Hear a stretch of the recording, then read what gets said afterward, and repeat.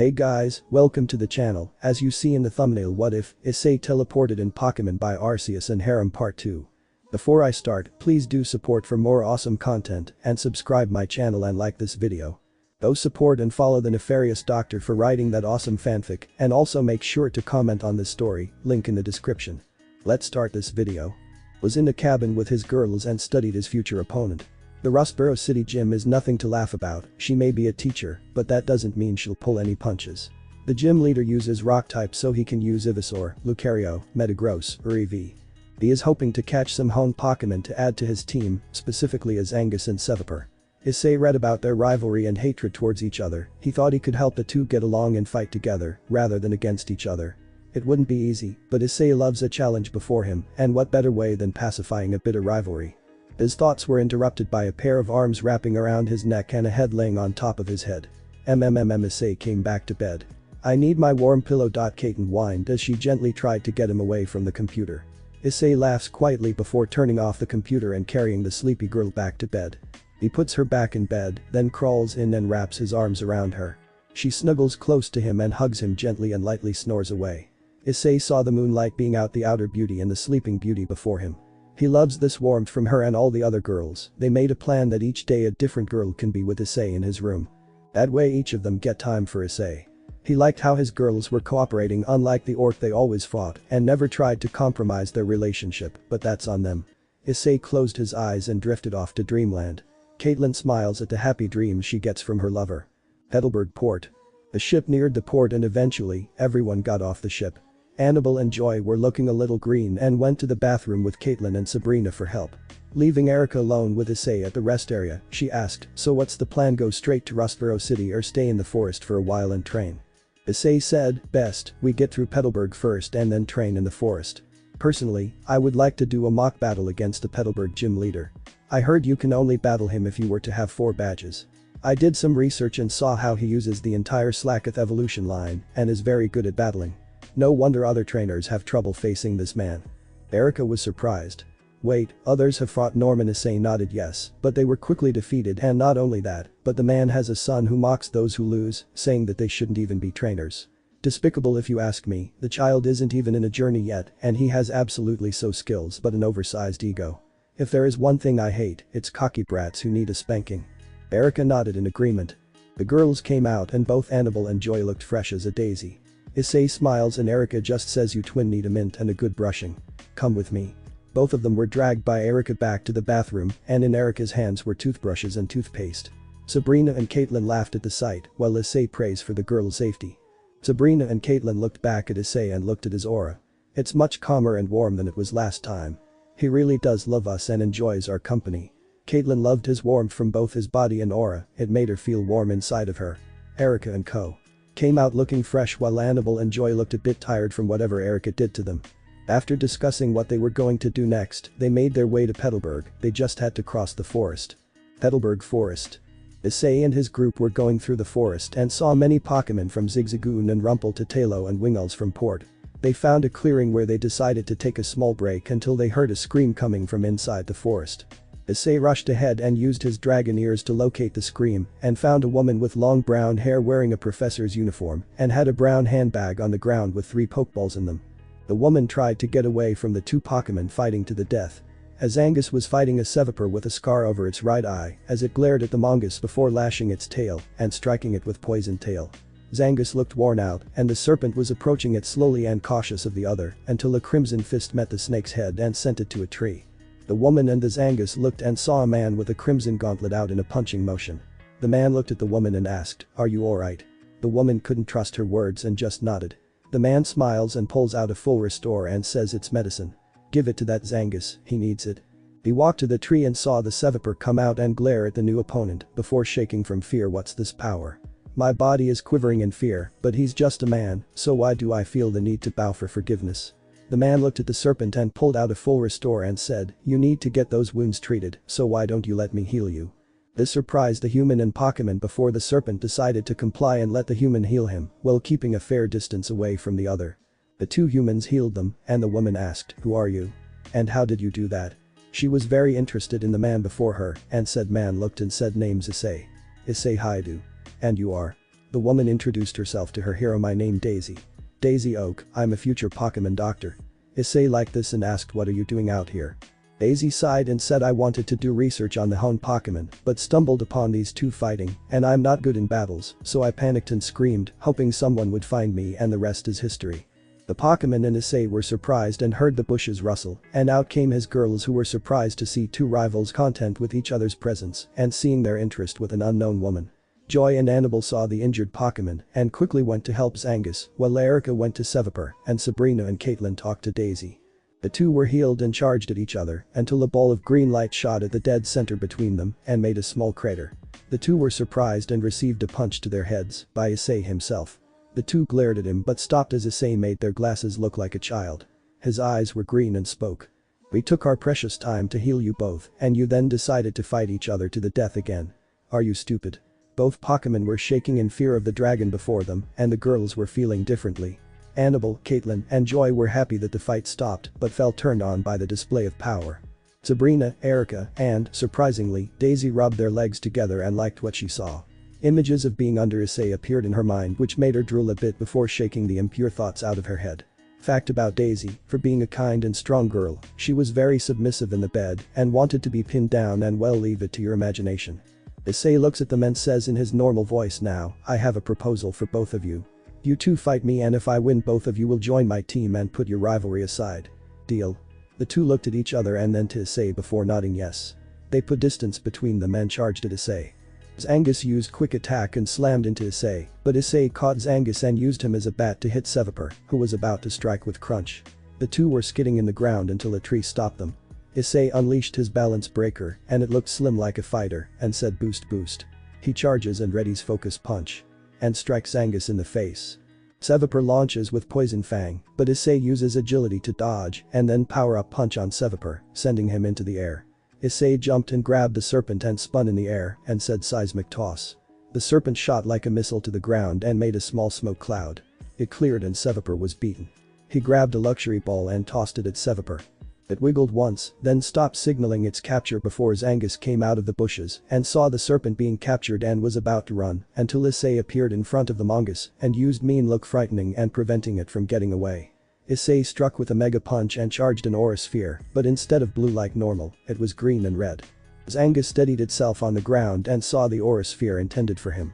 He was surprised before conceding defeat and waited for the sphere to hit him, but only felt a hand on its head and ruffled its hair. It looked surprised and noticed Issei was rubbing its head and smiled. You got the fight out of your system now? You still interested in joining the team? Zangus nodded and grabbed one of the balls and tried to tap the button, but its claws were in the way. Seeing this issue, Issei swipes the ball and just tapped Zangus on the head before it disappeared into the ball. It gave no resistance as it dinged immediately. Issei said I just caught a Sevapur and a Zangus. He walked to his friends and they were congratulating him until a hand tapped his shoulder. He turned to see Daisy with a blush and a pokeball in her hand. Thank you for saving me. I wanted to give you a Pokémon as a token of my thanks. It's one of the starter Pokémon. And I would like to make a request. Please let me join you and your friends. I think I can learn a lot more about Pokémon from following you and I can provide you with information. She bows her head and begs until a hand lifts her head and Issei brushes a stand of stray hair out of the way. He stares into her eyes and smiles. I would be honored to have you join us. Are you girls alright with this? The girls looked at each other and nodded. Daisy was happy to be with a new group, she remembered something her grandfather told her before leaving on her journey. It's always nice to have friends with you so you can learn and grow. I know you'll be a great doctor, but there is more to Pokémon than textbooks and research. I'm sure you'll find someone to show you. She looked at the man before her and mentally said he's right. I found new friends and a kind man. The group just got bigger and has 3 new members for the team. Rivals to the death and a child. Onward to Petalburg. A few days later. Petalburg City. The team decided to stay in the forest for a while and do some training with their Pokémon. Issei learned a new balance breaker form and started to care for the little mudkip he received from Daisy. Zangus and Sevapur had a tough time, but thanks to Issei's perseverance and showing some TLC, they could fight together but still have their rivalry, but not to the death. Sabrina, Caitlin, and Annabelle were practicing their physic powers along with their Pokémon, while Erica and Daisy chatted like high school girls about anything. Erica taught Daisy about herbs and medicine that could be found in nature, and Daisy taught her about certain areas where they could find certain Pokémon. Erica captured a Shroomish for the spores it produces. Daisy didn't have any Pokémon on her besides the Torchic and Trico on her. Daisy wasn't sure if she was ready for battling Pokémon, but no one pushed her to make a decision. Issei and company walked to the Pokémon Center and waited for the nurse to let them know when their Pokémon were healed up. Issei told the girls to do as they please, he was going to look at the map. Daisy joined him while the others left to either freshen up, stock on supplies, or get some food. Issei looked at the map and saw that Rustboro City was close, and they could easily take a train or fly there if they wanted to. Daisy, Erica, and Joy were told about his power and his past. Even then they still accepted him and didn't treat him differently. They treated him as a man. Not a king or a god. Issei liked not having to be someone he wasn't like back in his home. To some he was a threat, a hero, a man, but he was just an individual with a pure heart and boundless courage to push through to the end. The nurse let them know of their Pokémon, and as everyone got their Pokémon back and thanked the nurse. A girl cries as she runs with a Growlithe in her hands and asks the nurse to heal her Pokémon. The nurse took the little one immediately. The girl was crying and Issei couldn't bear to see her cry, so he brought her to a couch and told Sabrina to get some ice cream. Vanilla with chocolate syrup, quickly. Sabrina left and the others watched as Issei just hugged her and rubbed her back in a soothing manner until the girl stopped crying and sniffled a bit. Annabelle offered a tissue and Issei gave it to her and the girl blew her nose. Tossing it away, he then wiped her tears and asked, "Who's bullying you?" The girl was shocked. "How did you know?" "When I was a kid, I was bullied too, so I know what that's like." "Now who's bullying you?" The girl crossed her arms and had an angry look on her face. "His name is Max and he's a jerk to me and my big sister Yui. He thinks he's so awesome just because his dad's a gym leader and how he has a Trico. He challenged me to a battle and cheated by using one of his dad's Pokémon instead of his own. My sister is getting ready for her journey and wants me to be safe, so she's always protecting me with her Meowth. She's warm and sweet to Pokémon and to others all around her, but she hates bullies, so she protects me when I'm getting bullied." Sabrina came back and placed the ice cream in front of her. Ui, the girl's name, saw the ice cream and looked at Issei, then nodded for her to go ahead. She smiled and dug into the ice cream. Issei saw a girl with brown bob-haired style walk to the Pokémon Center with a Meowth in tow. She came in and saw her sister. Wee. She ran and hugged her with so much love that I hugged back and smiled. "Hey sis, this nice man and his girlfriends were helping me feel better." Issei and his group blushed at the title. Yui looked at Issei and bowed. "Thank you for looking after my sister." She smiles and takes Ui back home with her. Daisy looked at Ui and said, "Hey Ui, there's someone I think you'll love." She pulls out a Pokeball and a Torchic comes out. It chirps and nuzzles with Ui's leg. Ui loves the bird and picks it up. Daisy picked up the ball and gave it to Ui. "Show that you are strong." Ui's eyes grow big and Ed Daisy on the cheek and says thank you. "I promise to take good care of him." Ui is happy for her sister, but sadly they have to go back home. She thanked them for looking after her and left with Ui. Daisy smiled as the sisters left and thought, was I a good sister to my brother? Issei saw the look and asked if she was okay. Daisy smiled and nodded with a tear coming out her left eye. Issei wipes it and hugs her. "You're a good person. Don't let anyone else say otherwise." Daisy hugs him back and says thank you. Petalburg Gym. Issei stood outside the gym and beside him was Daisy and Sabrina. The others were back at the Pokémon Center, training or gathering supplies before moving out. He pushed open the doors and saw a kid with glasses, green shirt and gray shorts with a happy look on his face. The gym leader, Norman, has a stoic look on his face as he returns his slacketh and says, "Good fight but not good enough. Train harder and one day you will defeat me." The trainer nodded and quickly ran out as fast as he could and didn't even notice Issei or the others. The kid had a smug grin that said no one can win. They suck as trainers. Issei saw a young riser in him and decided to knock the kid down a few pegs. He approached Norman and said, "My name is Issei Haidu. I challenge you to a gym battle." Norman looked at the kid and was about to say no until he saw someone in the stands observing him and nodded. Norman swallows his spit and says, "Very well." Max just looked at him and sneered. "Hope you're ready to lose, loser." Bleh. He blew a raspberry at him and Issei kept a calm face, but his eyebrow was twitching like crazy at the annoying brat. The girls glare at Max and the hidden figure stifles a laugh at the display. Norman and Issei stood on the gym floor. The battle between Issei Haidu and Norman Maple will now begin.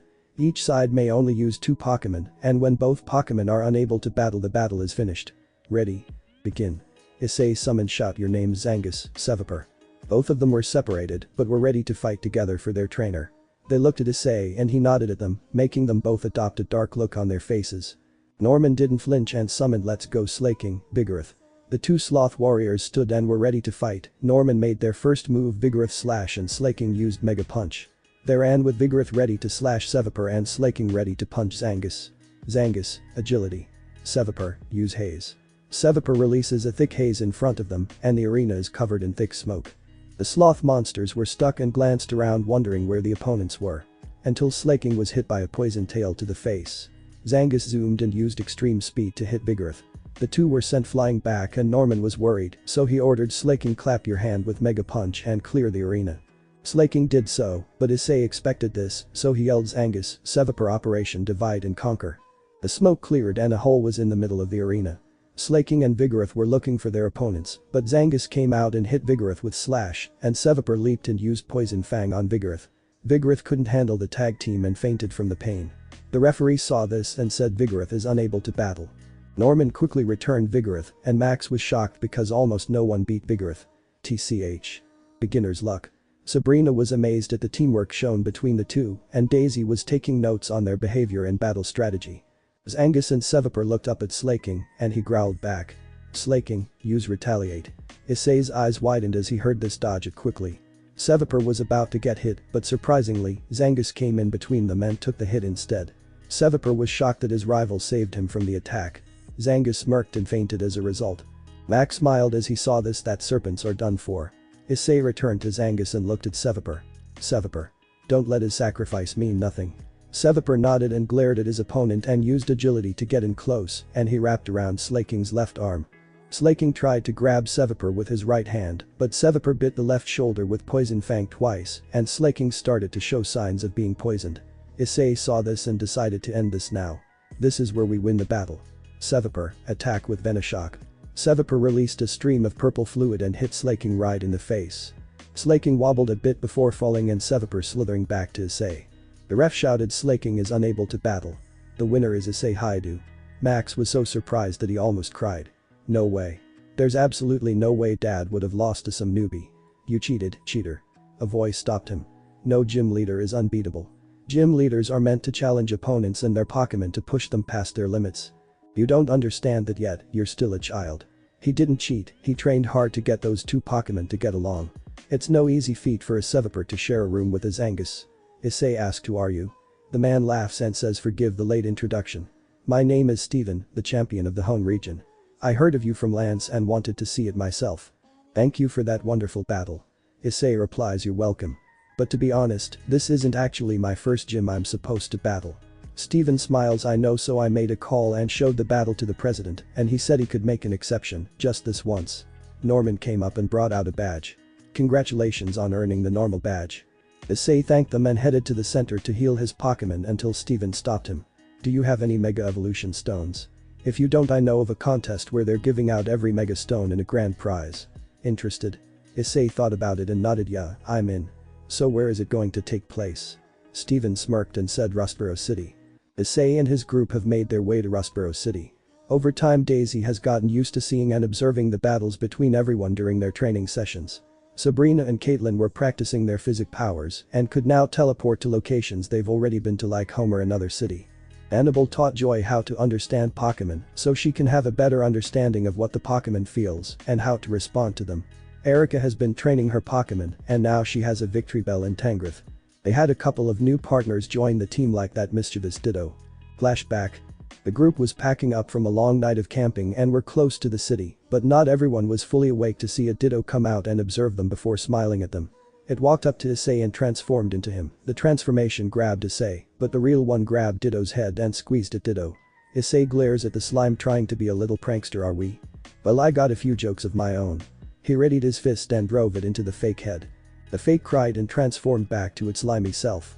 Issei pat its head don't get me wrong, that's a cute trick you can do, but it's not right to use it on other people and hurt them. How would you feel if someone hurt you because of a little joke?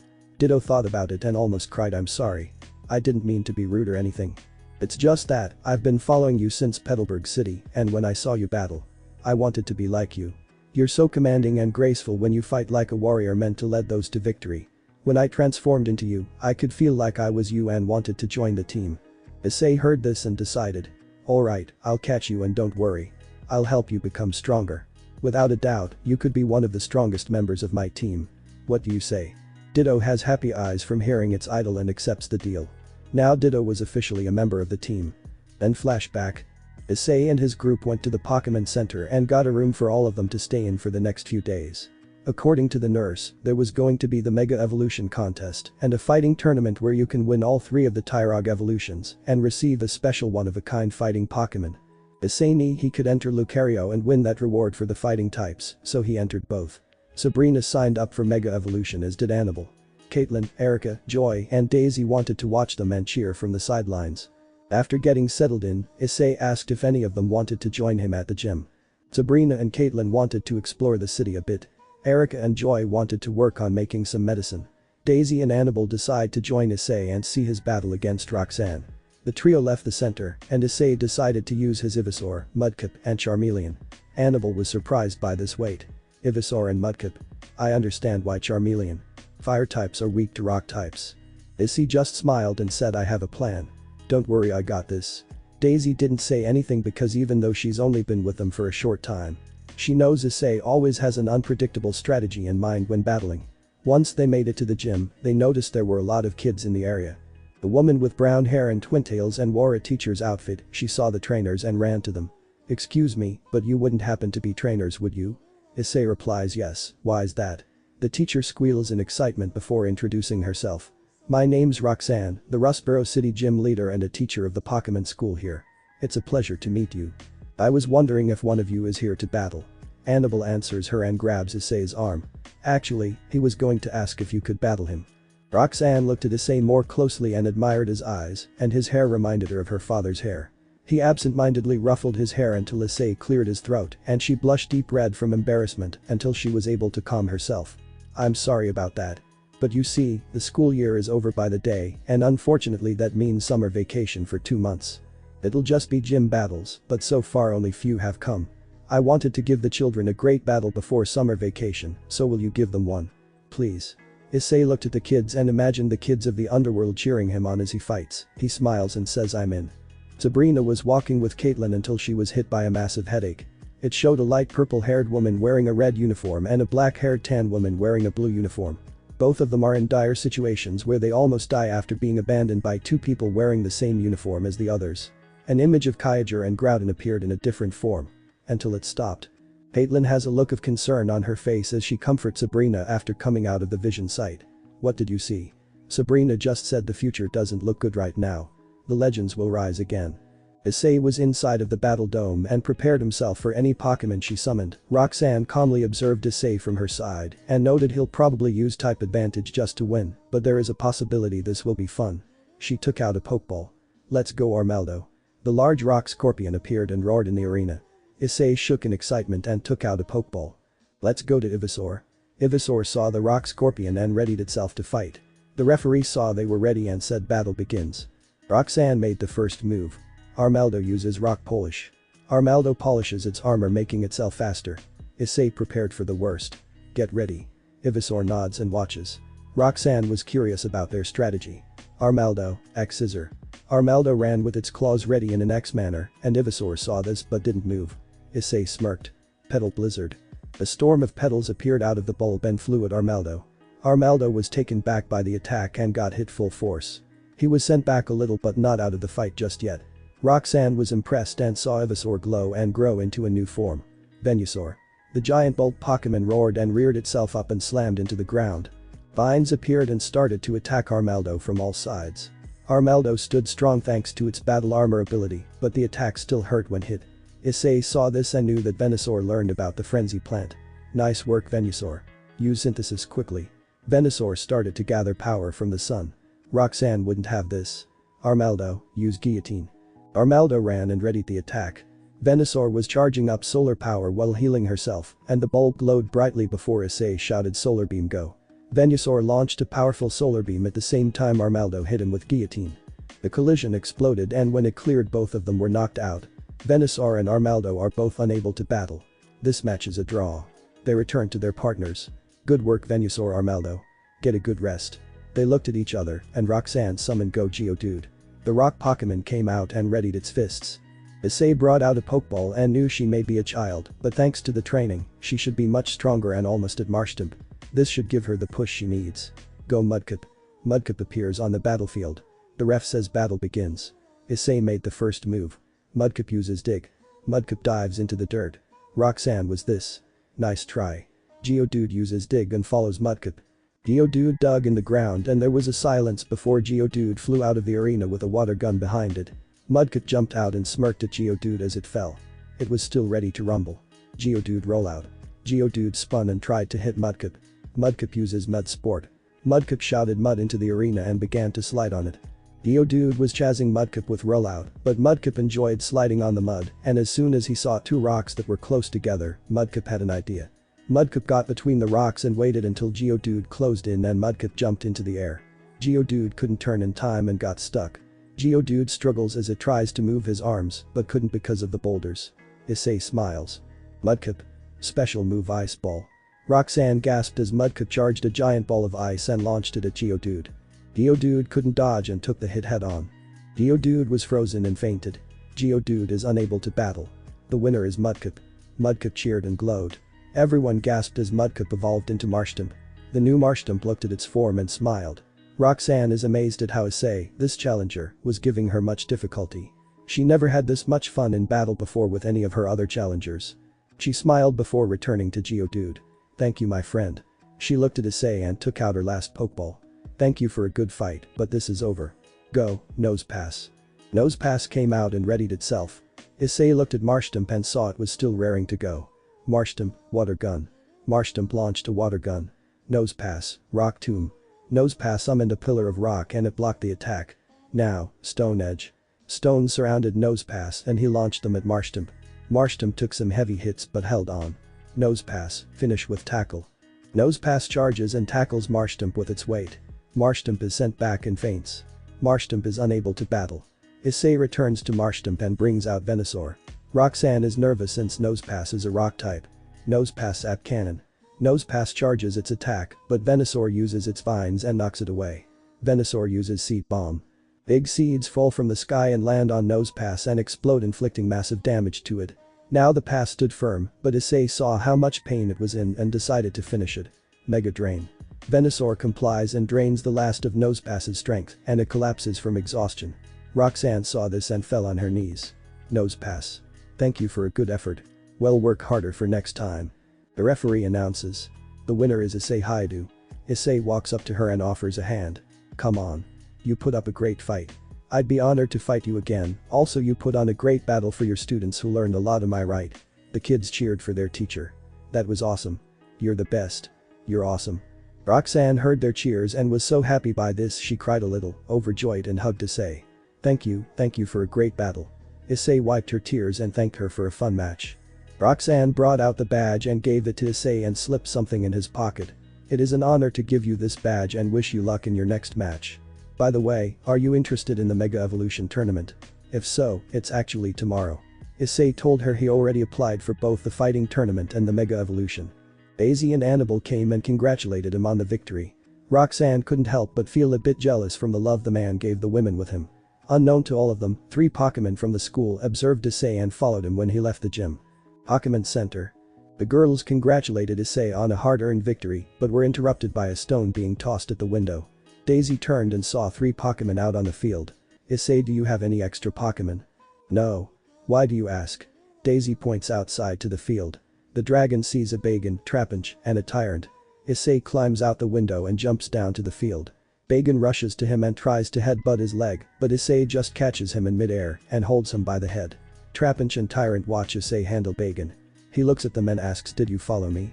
They all nod, even Bagon, as he was still in Issei's hand. Why? Trapinch responded, we watched your fight and we want to come with you. We're sick of just waiting in the school, ready to be used in the kids' classes then put away. We want to fight. Please let us join you. Issei was surprised before saying, listen, training isn't going to be easy. You'll all need to work hard. No slacking off, but there will be time to rest. Do you all accept it? They are all in anticipation for training. Issei took out 3 Pokeballs and caught all 3 of them.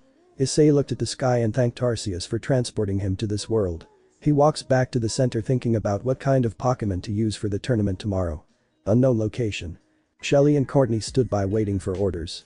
Shelly was bored and asked, why are we even here in this dump? Courtney rolls her eyes. Don't you know what's happening here tomorrow? The Mega Evolution tournament gives out all of the Mega Evolution stones in the world. Not only that, but they also give a compatible Pokémon for each stone you win in the tournament. Both of our groups are working together because we have mutual benefits from working together with those rainbow freaks. Shelly sighs and wonders aloud. I really want a boyfriend. A nice, strong but kind man. Courtney says maybe you'll be one in the tournament. How about a deal? If we both like the same guy, we share a deal. Shelly smiles and shakes the hand. Deal. Unknown to them, their boyfriend will be at said tournament tomorrow. Show. Rustboro City. Issei and his group got up and headed to the tournament, where there were many challengers lined up and ready for the tournament. An announcer comes up to the stadium. Attention all trainers. You're here to prove that you have what it takes to release the power of Mega Evolution. Everyone got excited, but the ref calmed them down first before revealing a big screen. The match is simple. You may only use Pokémon that have the potential to Mega Evolve. If you have them in their pre-evolved form, then that's alright, you can still enter them in the tournament. The screen shows an Agron with its stone. The rules are simple. When you win a match, you will receive both the Pokémon with the stone. Say, you only have a Charizard and a Venusaur. You can compete to win other Mega Pokémon. Pick which Pokémon you want to win and inform the front desk. Everyone ran to the desk and didn't even look at the Pokémon list, but a select few, including Issei, Sabrina, and Annabelle. Sabrina turned to the side and noticed two familiar faces. Shelly and Courtney in disguises instead of their uniforms. Interesting. I think I'll stay quiet for now. I wonder if Issei will be able to notice them. The two looked at the stones and decided to go with Camerupt, Sharpedo, Houndoom. The others didn't matter to them until Courtney saw a man stand next to her. Shelly looks to your right. Shelly turns her head and sees Issei. Wow. They noticed his shirt did very little to hide his muscles, and his face was a mixture of both cute and serious. Kindness in his eyes and the look of a warrior on his face. Courtney walked up to him. Hi. Name's Courtney. What's yours? Issei saw her and liked her pink hair. Name's Issei. Issei hi-do. So what Pokémon are you going for? Courtney mentally high-fives herself and says. Camerupt and Houndoom. My friend Shelly, back there. Shelly waved to him. She's going for Sharpedo. Issei was surprised. Sharpedo is a very dangerous but powerful Pokémon to have on your team. They are a bit easy to train, but she seems strong. I do hope I have the pleasure of battling you both. Courtney asked. What stones are you going for? Issei just smirked and showed his list. Stones. Beedrill, Steelix, Altaria, Salamence, Lopunny, Metagross, Gallade, Gardevoir, Venusaur, Charizard X, Y, Gyarados, Maul, Banette, Agron, Absol, Lucario, Sableye, Garchomp, Abomasnow, Scizor, and Heracross. Both Courtney and Shelly were shocked at the list. Shelly looked at him and said, "You're trying to make an army?" Issei laughed at the question and said, "Not in the slightest. I merely wish to break the limits of all my Pokémon. Mega Evolution or not. I think no Pokémon is stronger or weaker. Hard work, training, and bonding with Pokémon is how you bring out their full power. That's my opinion. I should get going. Hope to fight you soon." Courtney and Shelly waved at him and turned to each other. Truce. Shelly shook her hand. Truce. They met their dream guy. Sabrina and Annabelle saw this and the former smirked. Just as I had foreseen. I should let the others know. Annabelle was just shocked. Is he a wizard? Sabrina smiles at Annabelle before biting her cheek. No, he's a dragon. Now come on, let's get in. She leans into her ear. If you do well, Issei and I can give you a one-on-one experience of his power. Annabelle's mind drifted off to the land of milk, honey, and went further than that. She had a faint bloody nose until Sabrina used a tissue to cover it. Who knew you were such a pervert? She chuckles as she walks to Issei, waving her hips, making Annabelle and the two agents blush. The tournament started off spicy. A few hours later, Issei had swept through most of the competition. Many of the challengers were amateurs compared to those he fought outside of the tournament. They thought a final evolution was all-powerful and pre-evolved forms were weak. Well, he proved them wrong with Charmeleon, Gible, Bagon, and Marshtomp. He now has a Gabite, Shelgon, Swampert, and Charizard. He actually caught Gible outside the Pokémon Center that morning as he was heading out. Apparently, he was just like Bagon, Tyrant, and Trapinch. He wanted to get stronger outside of school. It took him a while to bust out of his Pokeball and break it before trying to find him. Issei looked at the idea of having a Garchomp and caught him. Sabrina has gotten a stone for her Alakazam and won a Mega Slowbro and a Mega Audino. She lost to a trainer using a powerful Jengar and beat her team. She took it like a big girl and went to cheer Annabelle and Issei on. Annabelle lost her battle when trying to get a stone for her Beedrill, but was defeated, and her opponent mocked her by saying she was a weak trainer. Issei came up to the guy and punched him in the face for insulting her. He helped her up and brought her over to the girls. Issei was going to comfort her tonight when they were alone. Courtney and Shelly saw what he did to the rude trainer and liked how he was defending her honor and self-esteem. This solidified their feelings for him. They were surrounded by many arrogant, annoying, and ridiculous men who only thought of their plans and how to destroy each other. Seeing a kind soul defend a woman like her was a dream come true for them. After winning their stones, they dropped out of the competition and wanted to watch Issei fight in the finals. Issei conquered all of the challenges, won many Pokémon with their stones, and made it to the finals where there was a special Pokémon. His opponent was actually Gary, who was trying to get stronger before heading to the first home challenge for him. The ref came out. "Hello everyone. We have the finalists who will be competing for the Mega Pokémon. It will be a 3-on-3 battle. Only Mega Evolution and it can be used only 3 times per trainer. So the Pokémon everyone will be competing for is Diancie." The ball opened and Diancie came out, and the lighting made it look more mesmerizing, and many trainees had greedy looks in their eyes, including Gary. Issei was amazed by it and saw it was truly one of a kind. Issei's knee was perfect for a special someone he knew. Someone who would truly take care of this Pokémon. Barry got his first Pokémon ready. "Alright, let's go Scizor." The red mantis came out with its claws ready for action. Issei saw this, and the Scizor did have some experience but was not an expert yet. Issei decided to use his new partners. "Go Swampert." Swampert came out and crouched down, ready to fight. Gary had a smirk on his face. The ref looked at both trainers. Battle begins. Barry made the first move. Scizor uses Metal Claw. Scizor charged with its claws becoming hard as steel and was about to hit Swampert until it just caught the claws and didn't flinch. Issei smirked. "Swampert, use Ice Beam." The mudfish released a powerful shot of ice and froze the mantis in place. Issei said. "Finish this with a double brick break." Swampert charged a brick break on both hands and broke it out of the ice while causing massive damage to it. Scizor couldn't withstand the critical hit and made a crater in the wall behind Gary. Barry was shocked and the ref declared. Scizor is unable to battle. Swampert wins. Swampert roads and Issei congratulates him. "Great work. Can you keep going?" Swampert nods. Gary was mad as he grabbed his next one. "Go Alakazam." The wise fox appeared on stage and Sabrina wasn't impressed. It's like he rushed its evolution and never really trained it until it was Alakazam. Barry has the Mega Bracelet on him. "Alright. Time to take this loser to Rookie Town." Alakazam Mega Evolve. Alakazam glowed and appeared in its Mega form. Issei pondered whether to use Mega Evolution or not. Swampert looked at him and his eyes said. "We're strong without it." Issei nodded and agreed.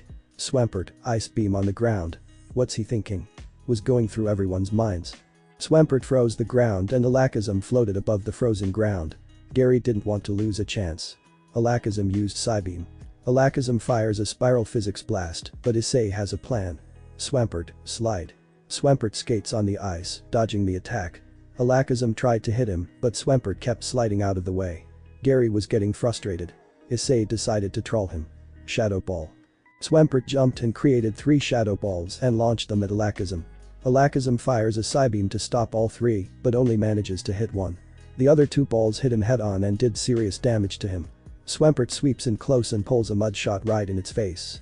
The mud got in the fox's eyes and blinded them. Swampert finished with a point-blank ice ball and sent Alakazam out of the stadium. Gary was shocked that Alakazam in its mega form lost. So was everyone else. The ref announced. Alakazam is unable to battle. Swampert wins. Swampert slid back and Issei released a breath he held. He pat Swampert on the back. "Thanks partner. Want to rest up or ready for round 3? Swampert replies with a thumbs up. Issei looked at Gary looking defeated. Gary looked like he was going to give up. Issei didn't want the fight to be over. "Hey Gary." Gary looked at him. "Don't be afraid of what's next. Even if you lose you owe it to your Pokémon to fight any challenge that comes your way. If you run now you're not only disgracing yourself, you're disgracing them. They want to battle. I see it in their eyes. Everyone gets backed into a corner, but the most important thing is to never give up. Fight until the end." Swampert, Gary, and everyone was shocked at the speech. Barry looked surprised and laughed at himself for giving up.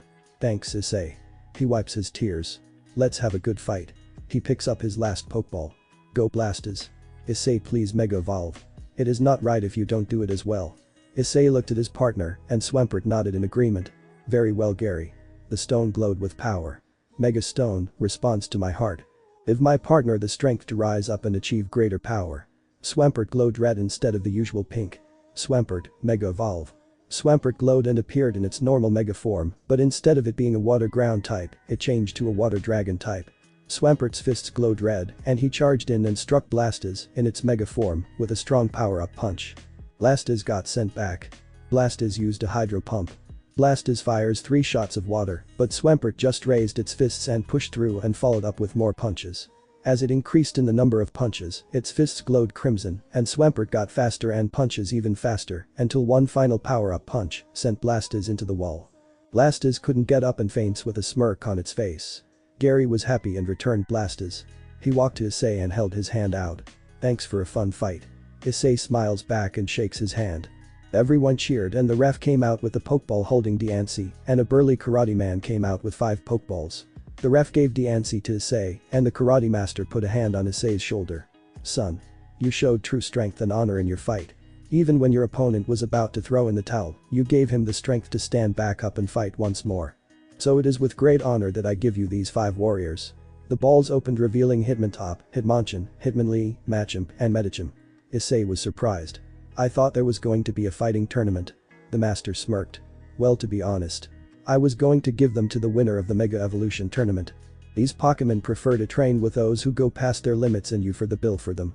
Issei saw the look in the master, he wouldn't take no for an answer. Issei accepted the new team and thanked him. But that over the tournament ended. Courtney and Shelly walked to Issei and congratulated him for his victory. Courtney and Shelly walked away from Issei but then stopped in their tracks. Both of them ran back to him and held him on his cheeks. Shelly slipped a piece of paper into his shirt before they left while saying goodbye. Issei was so caught off guard he didn't notice Sabrina smirking and smacking his ass. He yelled and glared at her until she pointed to another person. "Roxanne." He walked to her and noticed she was blushing. "I heard you won. Congratulations." Roxanne grabbed his hands and looked down at the ground. "I wish you luck in the gym challenge." She fed him before running off back to the gym. Issei was caught off guard again, but noticed Sabrina coming from behind. "Don't even think about it. Hey, real talk. Annabelle needs comfort. Mind helping?" Sabrina nods and follows Issei. They found Annabelle in the Pokémon Center crying on the bed Issei slept in. Issei approaches her and carefully lifts her up to hug her. "Annabelle, you're an amazing trainer. You used Beedrill, a Pokémon you aren't used to using in battle. It takes hard work and I know you can do it. We all believe in you." He wipes her eyes with a tissue. Sabrina comes in and hugs her on Annabelle's left and Issei on Annabelle's right. Annabelle smiles and sees both Issei and Sabrina. She leans into them and whispers, "Please comfort me. I need you." She starts to take off her shirt, revealing her C-cup breasts and a purple bra. Sabrina smiles and fondles her right breast and asks Issei, "Care to join? Room for one more." Issei was getting excited and controlled himself from going full throttle. The night was young and Annabelle was taken care of at night. Issei and his group were walking through a forest heading to the Pokémon camp. Daisy and Joy heard of a special summer camp where trainers can live in the wild and learn more about Pokémon. There were competitions where they could catch more Pokémon, battle more trainers, and 2 special guests would be coming in a few days for a special competition. Issei thought it would be a great opportunity for a camping trip and he was secretly hoping for some fishing time. Annabelle walked next to Issei and leaned on his arm. "Thank you for comforting me last night. I really loved it." Issei blushed a little and smirked at her. "Who would have thought you were a little pervert? You really seemed to get into it, especially when Sabrina and I were." A hand covered his mouth. Annabelle's face was beet red and Sabrina came in from behind and squeezed her bottom, making her moan a bit from a sensitive spot. Issei and Sabrina at Annabelle's cheek softly and walked ahead of her.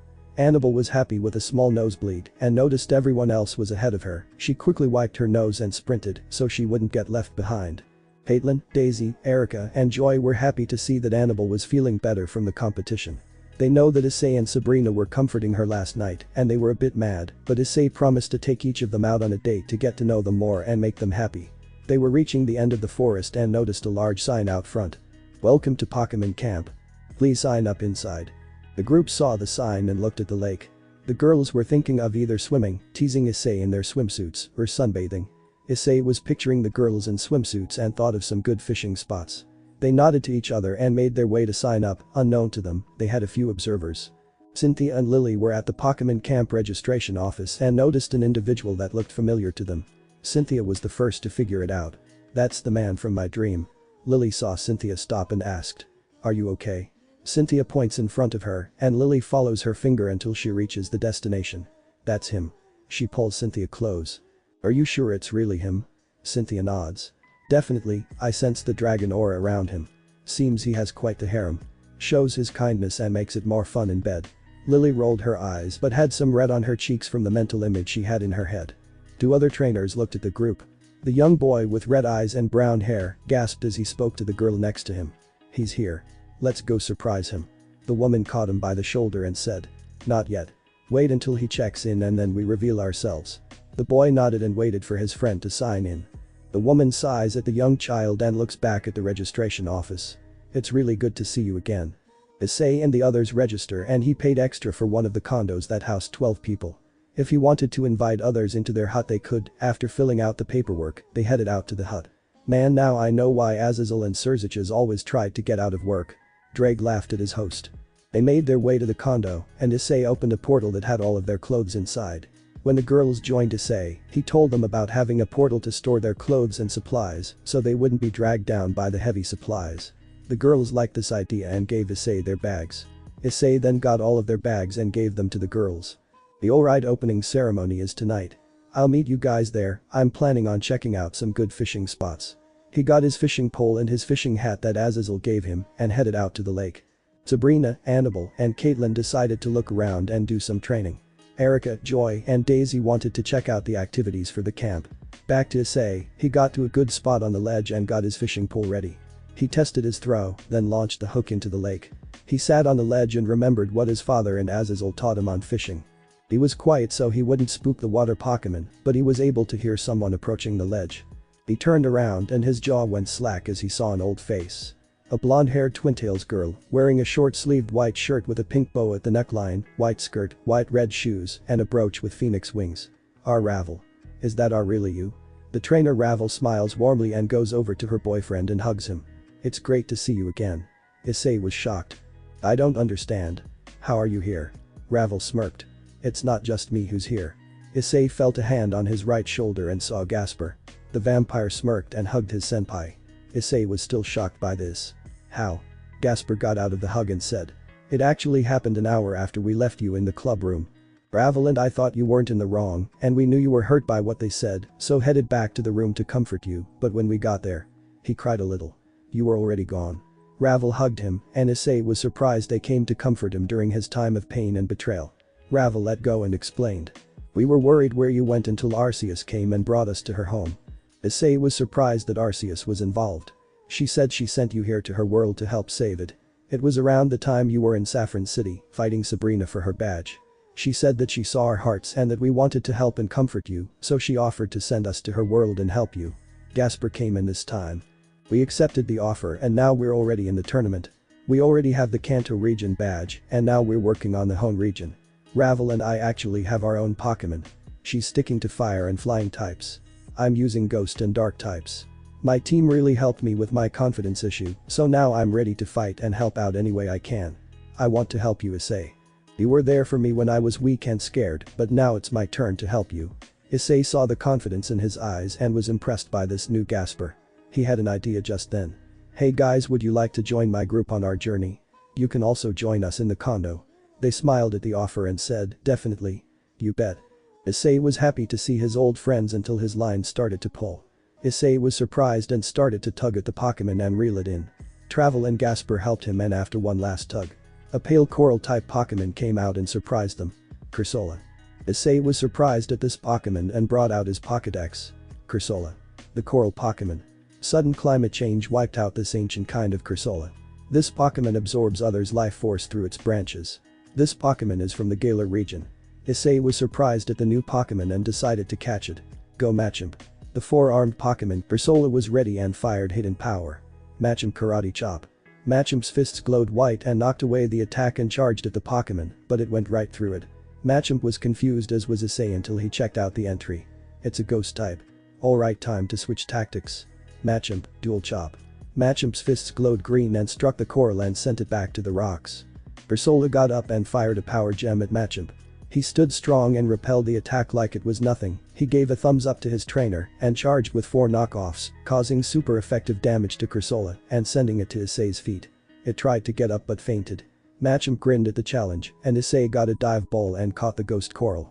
He looked at it and decided what to do with it. "Hey Gasper, here is another ghost for your team." Gasper and Ravel were shocked.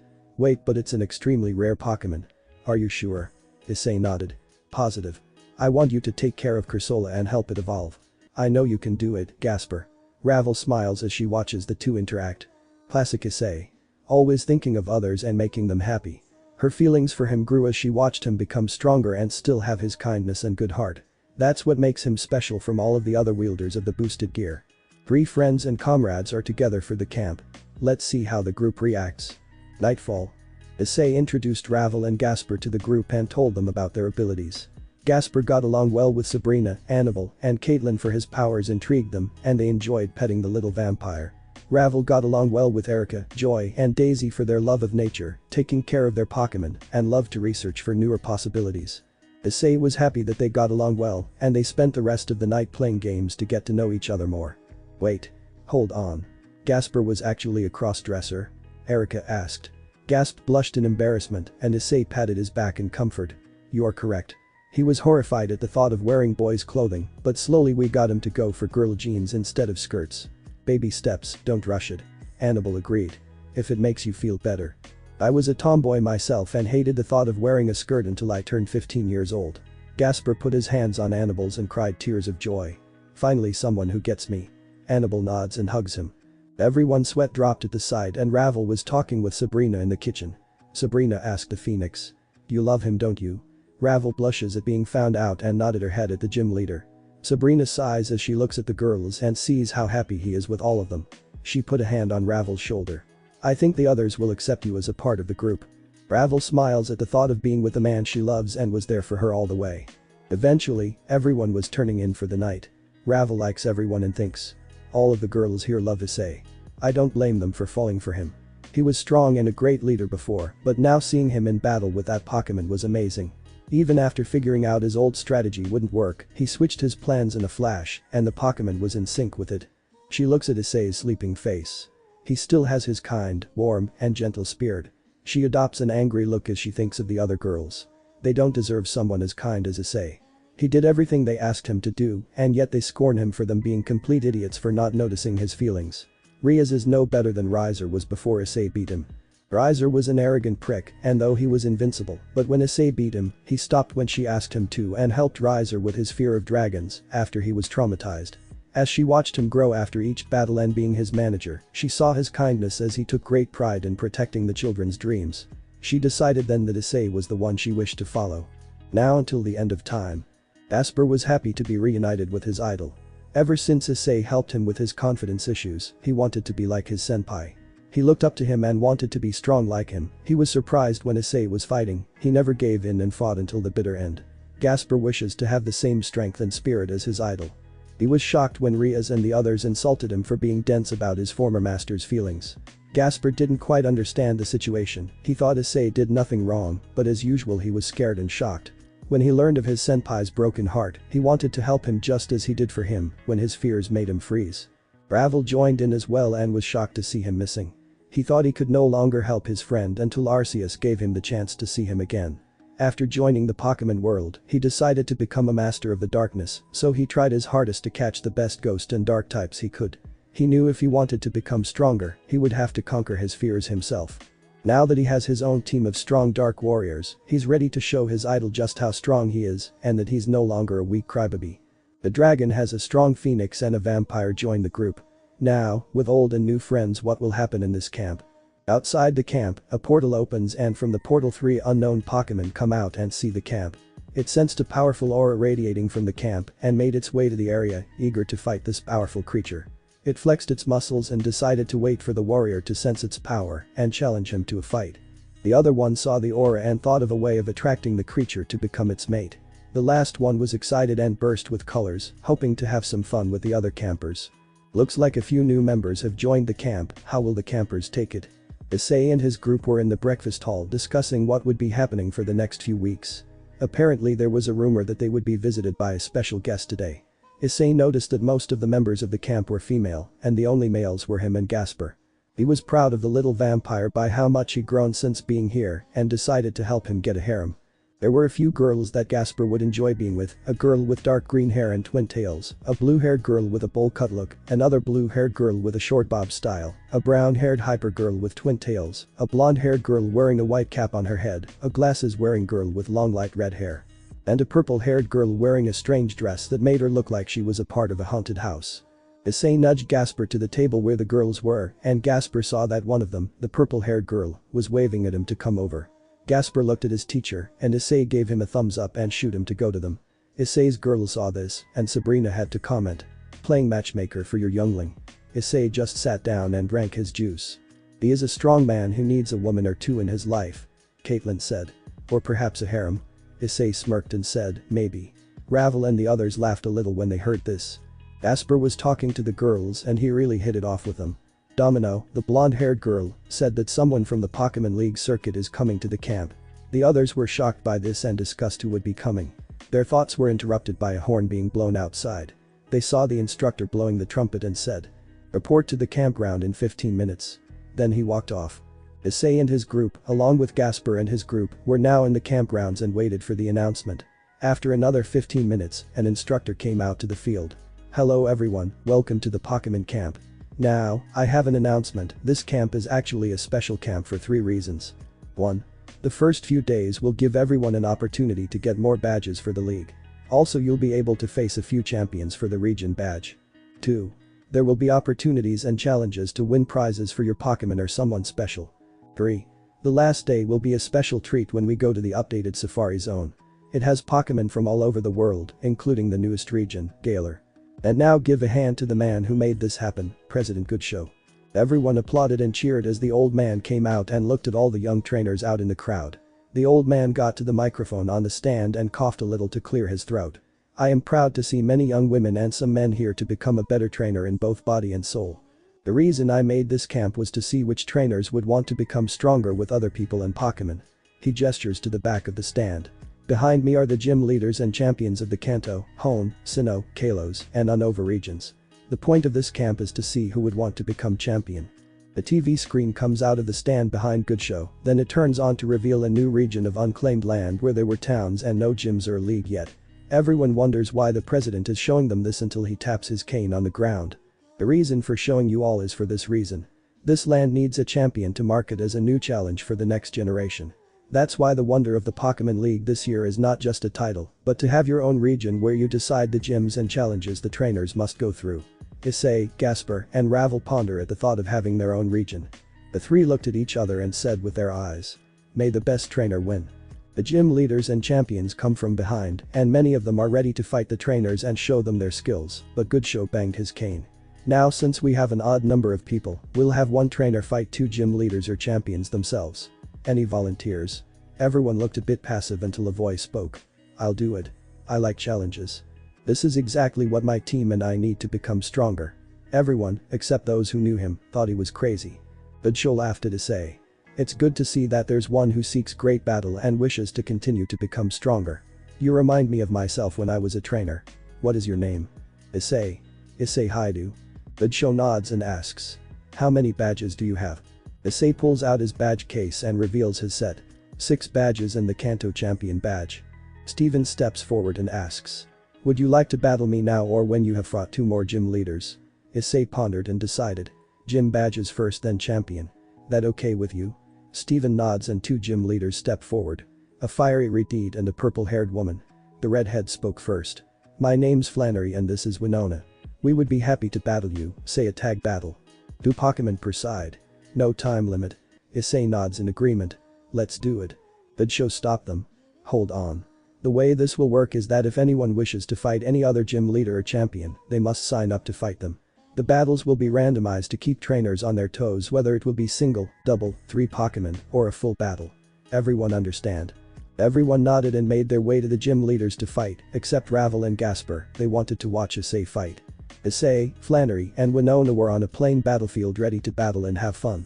Winona and Flannery nodded each other and tossed their Pokeballs. Go Torkoal.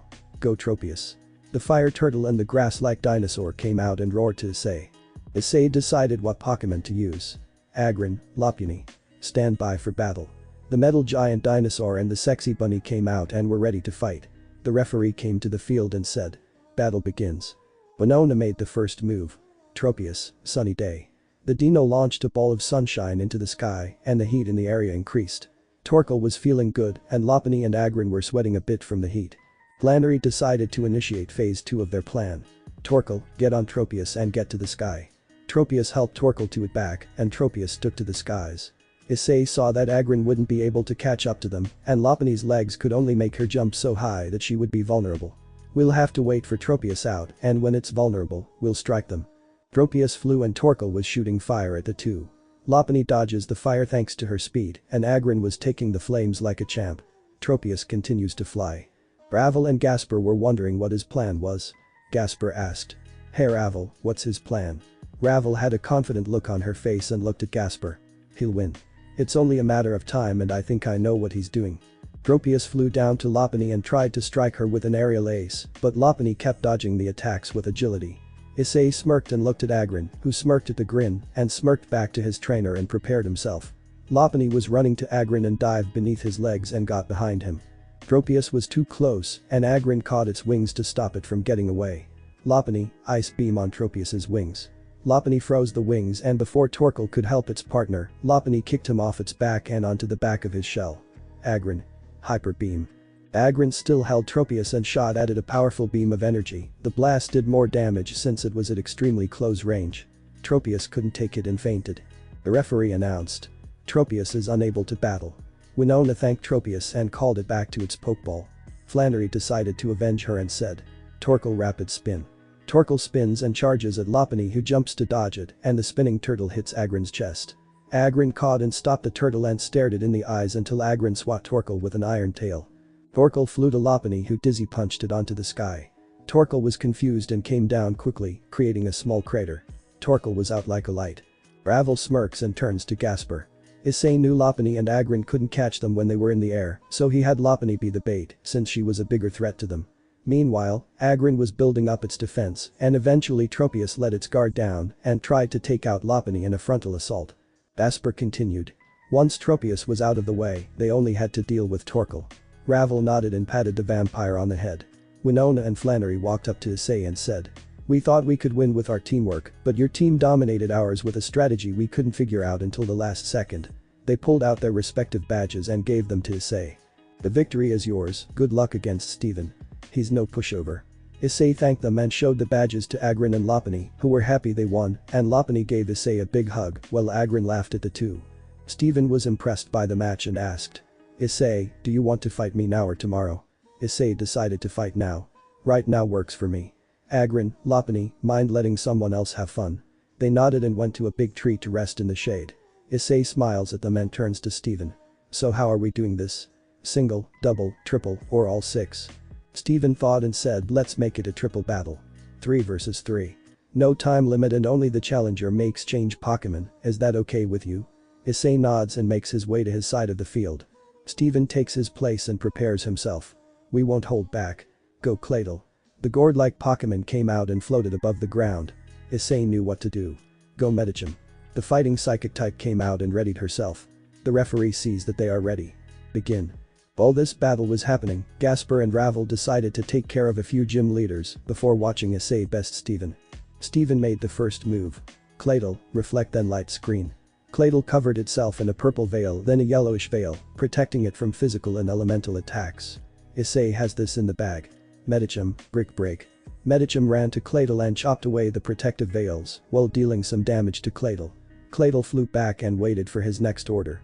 Claydol, hidden power. Balls of light surrounded Claydol, then he threw it at Medicham. Medicham, use physics to send it back. Medicham's eyes glowed and sent the attack back to Claydol, dealing massive damage.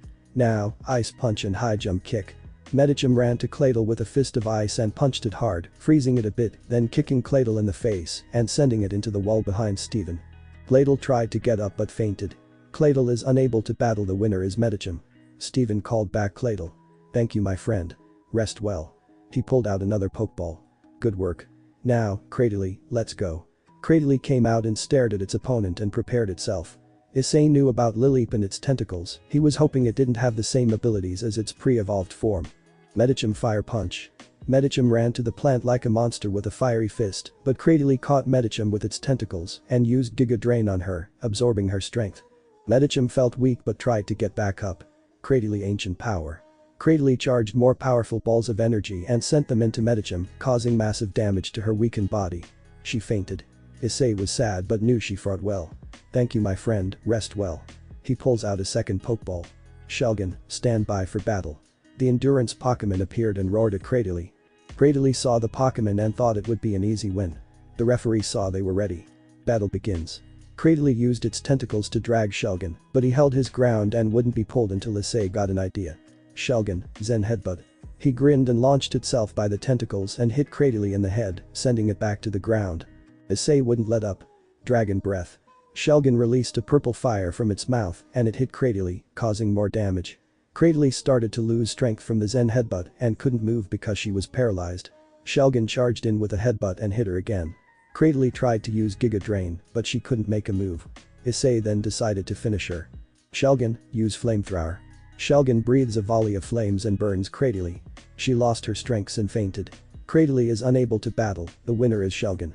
Shelgon roared until it glowed white and began to grow. Everyone saw this and watched as a dragon appeared before them. Salamence. Issei was shocked to see his new dragon and praised him. You've definitely earned it. I'm proud of you. Salamence was happy and nuzzled its master's head. Steven saw this and was amazed until he brought out his last Pokémon. Go, Metagross. The four-legged steel type came out and roared. Issei and Salamence saw this and grinned. Ready, partner. Salamence responded with a grin. Is brought out a marble that was on his left glove. Mega Evolve. Salamence glowed and appeared in its new form. Steven smirked. We'll do the same. Metagross, Mega Evolve. Metagross glowed and appeared in its new form. The two Mega Pokémon stared each other down. The referee was a little scared and said battle begin. The two clashed claw versus fist at first, but then Salamence fires a flamethrower and it burns Metagross. Metagross responds with a bullet punch to the face. The two smirked at the challenge between them. Salamence, Dragon Rush. Metagross, Hammer Arm. The two charges in and what Steven didn't know was when Salamence Mega Evolved it gained a new ability. It still has Aerolate, but since Issei used the Mega Stone, its dragon powers are much stronger and causes effective damage to its opponents. So when the clash hit both of them, the power exploded and covered both of them. Salamence and Metagross got up, both of them were covered in scratches and bruises, but still grinned at each other. Steven and Issei decided to finish this battle. Salamence, Giga Impact with everything you've got. 7 said. Metagross, Giga Impact as well. The two charged up their attacks and charged at each other. The two clashed, but Salamence roared and they both exploded. The two trainers waited for the smoke to clear. When it did, both of them were knocked out. Salamence and Metagross are both unable to battle. Since the challenger Issei has one Pokémon remaining, the challenger Issei wins. Issei called back Salamence after congratulating him on the victory. Steven called back Metagross and saw Issei. I was right. You're a special trainer, all right. The Hone Champion badge is yours. Suddenly the two heard clapping and saw everyone watching their match and congratulated them. Great match. That was fun. You two were amazing.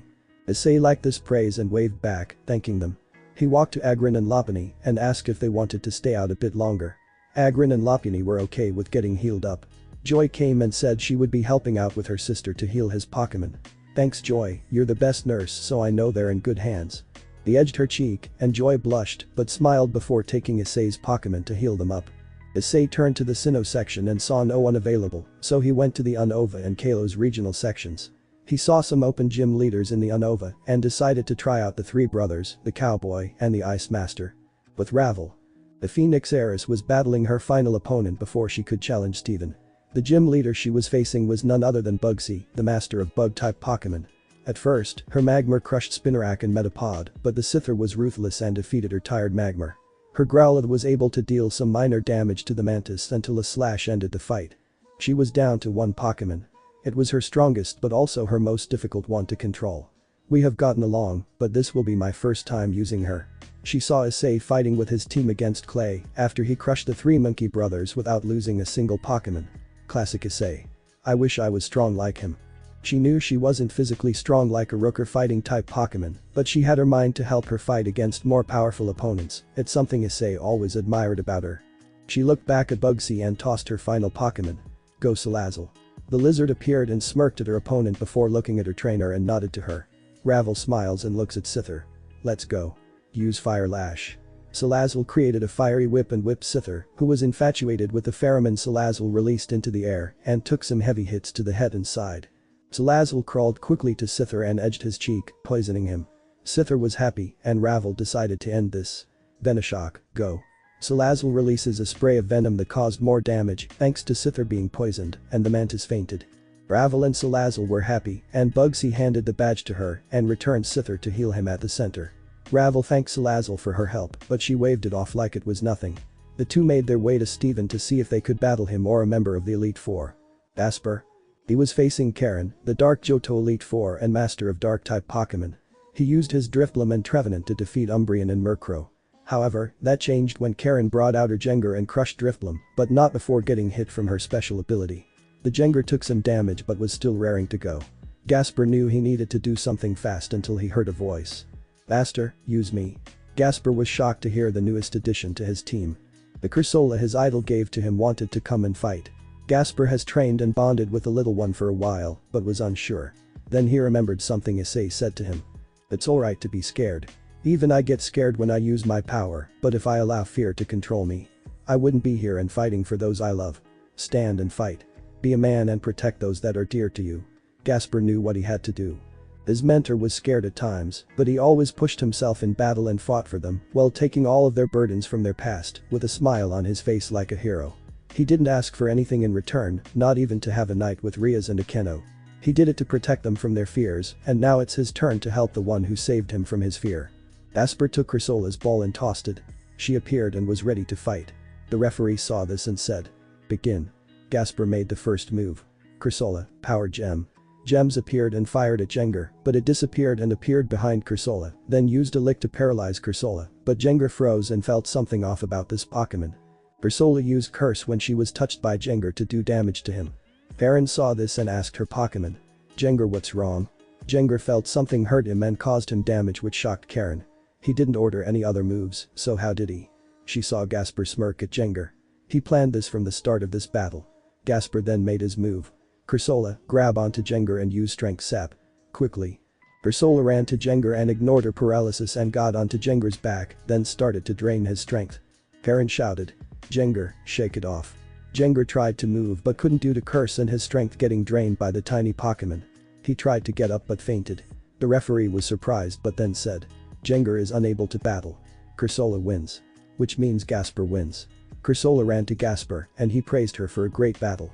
Cursola glowed and started to evolve, the light shimmered down to reveal Cursola. Gasper was surprised because he didn't know that his new Pokémon could evolve like that. Gasper was proud of his new partner. Karen came to him and said, "I was shocked by that new Pokémon. I've never seen anything like it before. I'm proud to give you the Johto League badge, knowing that only very few could defeat an Elite Four. We're the best of the best, so stand tall and be proud of yourself and your Pokémon." Gasper was happy and thanked her before going to get his team healed. Karen saw him go and thought he could be a potential Elite Four member. "I'll have to keep my eye on him." In her time, all of the trainers and their Pokémon have had a hard day of training and battling, so the food was even more delicious. After all, food tastes better after a hard day's work. Issei, Ravel, Gasper, and everyone else shared stories of what they did today. Issei has 3 champion badges in total after fighting Lance, Steven, and Alder. 16 badges after fighting the gym leaders of Kanto, Hone, Unova, and now Sinnoh. Tomorrow he was going to challenge Cynthia in a one-on-one. But Cynthia wanted him to use a dragon Pokémon and he accepted the condition. Some of his Pokémon even evolved during the matches, like his Tyrant to Tyrantrum, his Trapinch to Vibrava, then Flygon, and finally his Gabite evolved to Garchomp. He was happy with his new team and ready for some new training. Ravel and her team went through some serious training and now she has an Arcanine, Magmortar, a new Darmanitan, and a Rapidash. As for badges, she has the Kanto, Hone, and Sinnoh champion badge. She was going to challenge Alder for the Unova champion badge tomorrow. For gym badges, she had 16 as well. Gasper also has 3 champion badges. Kanto, Hone, and Unova. He was going to battle one of the Elite Four tomorrow after some early training. He not only had a new Cursola, but he also had a new Dusknoir and a new Espeon that came from an egg he had on him. The little girl loves her new father, much to his embarrassment and everyone's amusement, and wants to get stronger for him. As everyone enjoyed their meals, 3 Pokémon were preparing something special for their future trainers. Absorption saw Ravel and wanted to show his strength to his future mistress, so he trained himself to fight the dragon for the honor of being the girl's Pokémon. Beauty saw the dragon and wanted to join his little harem. She had a unique ability that she acquired from her creator and she thought she could woo him with her other form. Bulburst was wanting to play with a little vampire and show him a world of color. The Ultra Beasts prepared themselves for their fights with their future masters. The first day has passed and now the beasts are preparing to meet their future trainers. Stay tuned and find out what happened next. Unknown location. The brown-haired man walked into a room with a group of individuals that were sitting in wait for him to show up. These were the leaders of their criminal organizations. Team Rocket leader, Giovanni. Team Aqua and Magma, Archie and Maxi. Team Galactic leader, Cyrus. Team Plasma leader, Geddes. Team Flair, Lysander. Spy for me their foundation, Faba. Faba came forward with a pad of information and spoke to the others. Welcome members of Rainbow Rocket. Time to begin operation. Dystopia. Issei and his group have been having a blast at the camp, but like all good things, they sadly have to come to an end. Issei and his team have gotten much stronger and have come up with some new moves. He even learned that it's possible to create new Mega Stones, but only if the Pokémon could withstand the power and the DNA unites with the stone's power. Issei called in a favor from Arceus for information on the Mega Stones and how to create them. Thankfully, she was happy to share the information, as long as he didn't abuse the power and knowledge she gave him. Issei has bonded with his girls and learned many new things about them that he didn't already know. Sabrina, Caitlin, Erica weren't able to join the Pokémon Championship because of the rules, but they would be more than happy to cheer the others on. Annabelle, Joy, and Daisy were excited to be in the tournament and ready for the battles ahead. Issei also got to know some of the other members who took an interest in him. Cynthia was happy to teach Issei more about Dragon-type Pokémon. He quickly learned that she was a bit of an odd one, considering it took her time to decide on one thing if it came to food or anything else. She was also interested in learning about the history and legends that surround the Pokémon. Lily was a mysterious one considering she was a bit frightened of Pokémon. Issei learned that she has bad experience with wild Pokémon, but Issei was able to help her overcome that fear by helping her get used to his Pokémon and others too. She was a bit scared of the big ones, but that's understandable. Roxanne, Flannery, and Winona were actually a very interesting trio. The three actually went to the same Pokémon school, and they were often called the Troublemaker Trio. That surprised him that the teacher Roxanne had a wild side to her, much to Flannery's and Winona's amusement and Roxanne's embarrassment. He hung out with them and actually enjoyed himself being with all of them. The warmth that he felt from them was better than what he felt from Asia, Irina, and Zenobia. Roxy was a rebel at best, but when she's not roaring in her band, she's actually a big softie. Issei enjoyed learning how to do the guitar, and apparently he was quite good since Roxy said that if he ever wanted to join a band, look her up. Skyla and Elsa were an interesting duo, since the two were drinking a little too much and revealed that they were bisexual. They were a bit open with their advances and wanted to show Issei what the two of them could do. This definitely reminded him of Riaz and Akeno, but they actually stayed friends and didn't get into petty fights. They protected their friendship and weren't against sharing their interests. Valerie, Diantha, and Ursula showed Issei how much fun it was dressing up and performing. He was used to this because of his show, but doing this for everyone at the camp and hearing them enjoy it made him feel good. He did want to continue to protect the children's dreams and hopes for the future, but he could do it without them calling him by his old name that Azazel gave him when he started the show. The three of them were amazed by his performance and decided to surprise him later. Karina and Candace were very athletic and very passionate about their favorite hobbies. Karina and her skating, as well as Candace and her teaching. All in all, he was happy to have made more memories with the people he grew close to during the camp. Speaking of memories, Ravel actually invited him to the lake at night where she asked him to do something for her. Issei swallowed his spit and looked her in the eyes. Ravel was nervous and asked, "Can you keep a promise to me? Just the two of us?" Issei was surprised but nodded. Ravel sighs. "When the tournament begins, we face each other. Promise me you won't hold back. I want you to face me as a trainer. I'm not that scared girl anymore, so please promise me." Issei was shocked by the sight of her and realized that she's no longer the princess. It was only her manager that blushed when he spoke highly or thanked her for her work. Issei smiles. "I promise." It was then a promise that would not be broken was forged between the dragon and Phoenix. Gasper was enjoying himself with training, bonding with Issei, and spending time with his girls. They were amazing in their own unique way.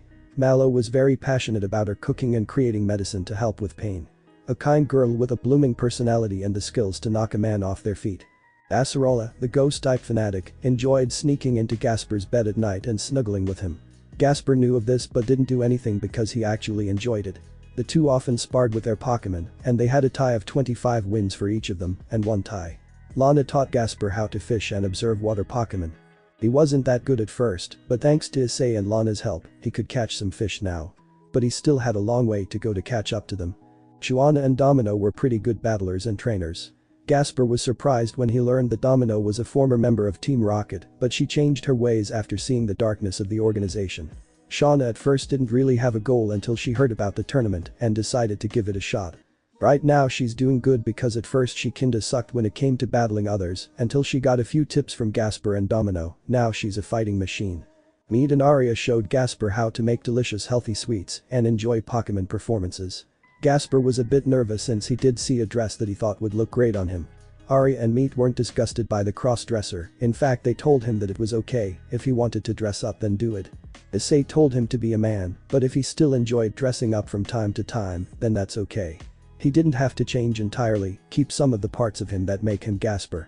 That makes him happy and remembering that Issei was the best when it came to being a friend. The final week came, it was sad that it was the last week before it was all over, but they knew they'd meet each other again at the tournament.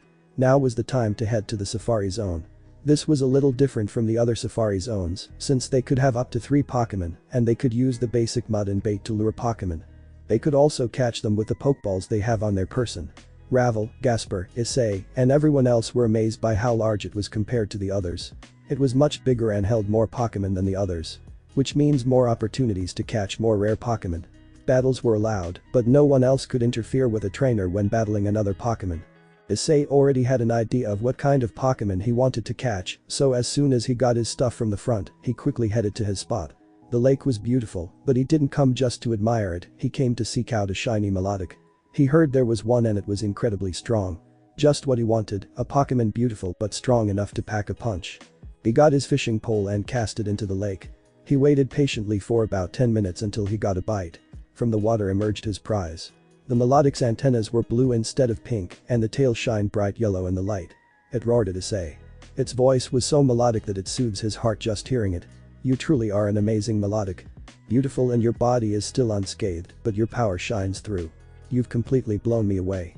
Let's battle. He pulls out a ball. Go Mismagius. The ghost witch appeared and was ready to battle. Use magical leaf. The witch fires a barrage of leaves, but Melodic uses blizzard to freeze the leaves and send them back to the witch. Issei smirks. Physics. Her eyes glowed and took control of the leaves and sent them back to Melodic. She took the hit but wasn't done yet.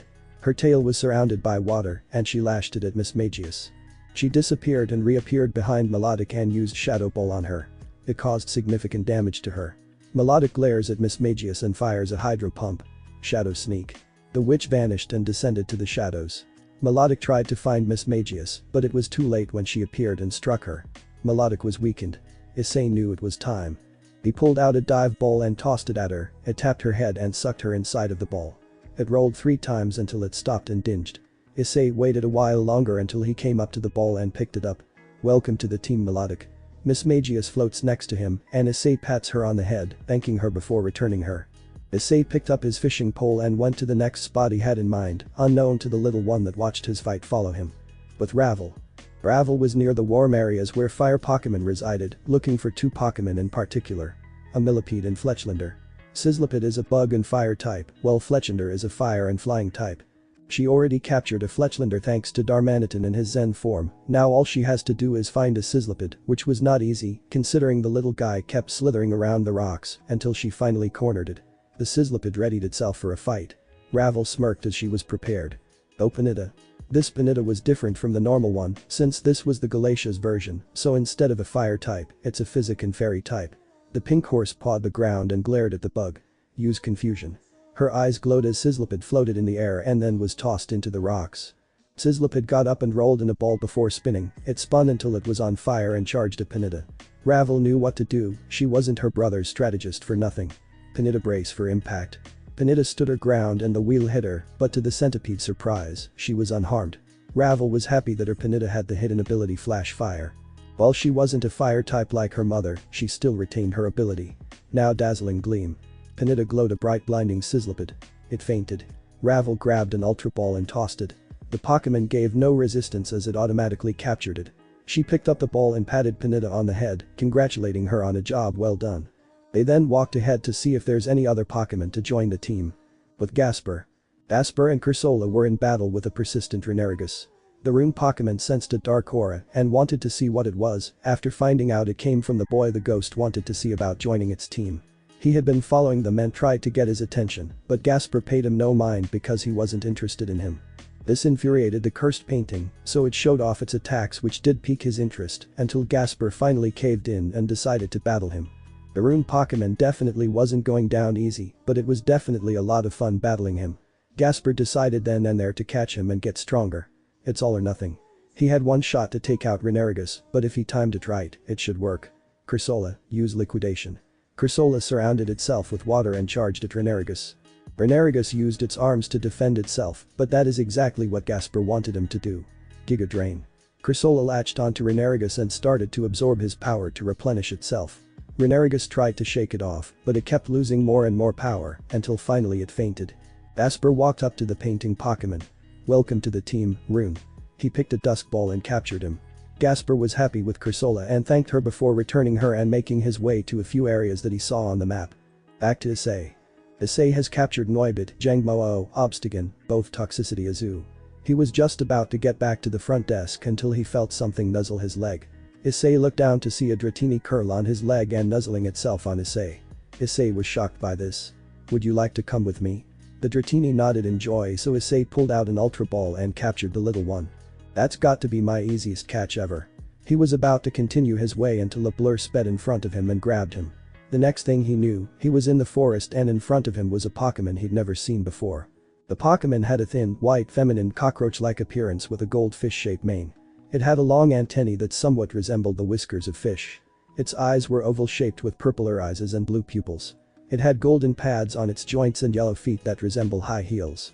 Two more appeared with Ravel and Gasper in tow. The one with Ravel looked like a mosquito's head was on a bodybuilder's body with 4 long but sturdy legs, and the one that had Gasper was a stick figure with a clownish appearance and a ball for a head. The one with Ravel bowed to Issei and the clown-like Pokémon wrapped its arms around Gasper. Hello, my name is Issei and it's a pleasure to meet you. Can you tell us who you are? The voice interrupted them. I can tell you. Everyone turned to see Lily come out of the forest and had a calm look on her face. These are Ultra Beasts. Pokémon from different dimensions. Each of them has a unique name that the Ether Paradise gave them. The one with Ravel is Buzzwole codenamed Absorption. The one with Gasper is codenamed Burst. Finally, the one with Issei is codenamed Beauty. Each of them come from different worlds but are unique in their own way. Lily looked at Pheromosa. You can transform if you want. The 3 Ultra Beasts glowed and now Ravel was being held by a Redeed with a bodyguard build and wore a black shirt with a red leather jacket, black pants, and had a pair of red shades covering his eyes. Gasper's partner was a woman with white hair with polka dots and a rainbow dress with white shoes. Pheromosa became a woman with long white hair, purple eyes, a white dress, and white high heels. Issei and Co. were shocked by this until Lily explained. These 3 appeared a while ago, and I've been working with Cynthia to track them down, but it seems to me that they wish to join you. If you want to capture them, that's okay, since each Ultra Beast can actually transform into a human. They do this so they don't cause trouble, and so they can interact with people. Issei was shocked that these new Ultra Beasts can transform into a human. Buzzwole walked to Issei and bowed before him. Issei Haidu. I wish to join Lady Ravel's team and protect her with my life.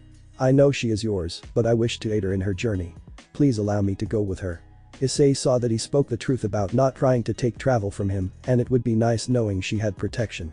Ravel saw this and nodded. Very well, but no, if you try anything or make her cry. No, there will be consequences. Buzzwole nodded. I understand. Thank you for this honor. Blassifin was playing with Gasper's hair and asked if she could join her team. She wanted to spread color to the world and show everyone how to have fun in battle. Gasper nodded and caught her. Little did he know that the burst Pokémon has a crush on him. Pheromosa actually introduced herself before talking to Ravel and Issei if she could join Issei's team and his human harem. The two were shocked until she explained how she was sick and tired of always being alone in her world. She had been courted by many males, but none made her happy or made her heart skip a beat. That was until she felt a tug to the human world and followed it. When she saw Issei at the battle for the Mega Stones, she was shocked by his speech and knew when her heart was beating so loudly, she found her one and only mate. Ravel and Issei were okay with this, but Issei wanted to get to know her first, so he still caught her and was open to a relationship, but could imagine the talk with his group about a Pokémon human joining the team. The 4 went back to camp and started to enjoy the last night of the Pokémon camp. Rocky and her band had a special song picked out for all the trainers there to get their blood pumping and show them why they mustn't give up. Song by Dove Cameron. Ready, set. Time to be a fighter. Don't look down. Keep on climbing higher. Be yourself, cause heroes shine in different ways. And when your voice can't make a sound, just know we hear you all around. Don't need to fit into the crowd. To be a force of nature. Issei and his group were dancing with the beat and had fun singing the lyrics. Cause we're gonna be the best. They're gonna see that we were born for this. So if it takes forever, we'll save the world together. We were born ready. We were born ready, yeah. And if your heart surrenders, we'll hold it up together. We were born ready. We were born ready. Don't care if the world ain't ready for me. Ravel was showing Buzzwole how to get with the beat, and eventually the fighter tried out some moves that got the crowd roaring, while Blazifen showed off her flexibility by trying out some quick moves and finished by spinning on her back with her feet in the air. Pheromosa showed elegance as she did a few spins that made her look like she was flying in the air. So if it takes forever, we'll save the world together. We were born ready. We were born ready, yeah. And if your heart surrenders, we'll hold it up together. We were born ready. We were born ready. Don't care if the world ain't ready for me. Don't care if the world ain't ready. Don't care if the world ain't ready for me. We were born ready. We were born ready.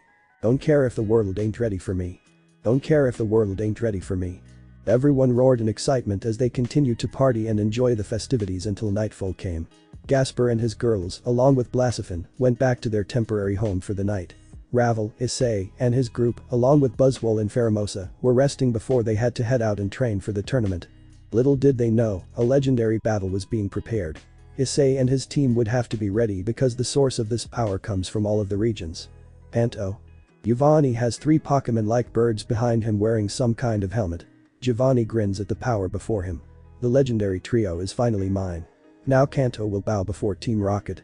All I have to do is clean up some annoyances like the others I worked with. That fool should have known that the world is mine for the taking. He pushes a button and an R appears on the birds' helmets as they roar in preparation for battle. One certain red-haired woman was looking at this and sent a picture to an old friend that she knew. He must be stopped, no matter what. Hone. Archie and Max were standing in front of their respective legends that were finally under their control. Archie turns to Max. You remember the plan? Max looks at him. Of course. Those ignorant fools won't know what hit them. He looks back at Groudon. Now the Great Land Pokémon is now Team Magma's, just like how the Sea Pokémon is now Team Aqua's. The two roared in preparation for battle. Their 2 lieutenants were behind them, a bit scared because of the powerful beasts and Issei learning what they were a part of. Sorry Issei. Sinnoh. Cyrus was in front of the 3 Lake Guardians that he now controlled thanks to the red chain. Now I can create a world in my own image. Now I will become a god of both time and space. Mars and Jupiter were worried about this and discreetly sent a message to someone they knew would receive this message. We could use your help, Red Dragon. Unova. Arceus was in front of the 4 Swords of Justice and the Weather Trio. Now to claim the White and Black Stone. Once I have them, I will have absolute power. Ha ha ha ha ha. The storm was roaring with rage and madness as the final battle was coming. Halos. Team Flair was in the process of combining the cells they had to create 2 of the legendaries. Igard. Lysander was looking at the 2 and smiling. Now we will have the power to crush those who dare stand in the way of our new world that will be born. Alola. Either Foundation. Luciman and Wick were in a hypnotized state as Faba had his machine started, as he also looked at the other Ultra Beasts he captured to aid him. With these beasts at my disposal, I'll be the greatest scientist to have ever lived and no one will stand in my way. Ha ha ha ha ha ha. Unknown to him, a black beast had been awoken by the disturbance in the Ultra Wormhole and wants to know why. The final battle before the league can commence begins. Arceus looked up and noticed dark forces had taken over some of her children. I must call them. She places a hand on a pedestal in front of her and calls forth her allies. Issei Haidu. Ravel Phoenix. Gasper Vladi. I need to talk to you immediately. 3 circles lit up and the 3 of them appeared before the god Pokémon. Each of them bowed before her. Arceus was happy they showed up, but they didn't have time for pleasantries.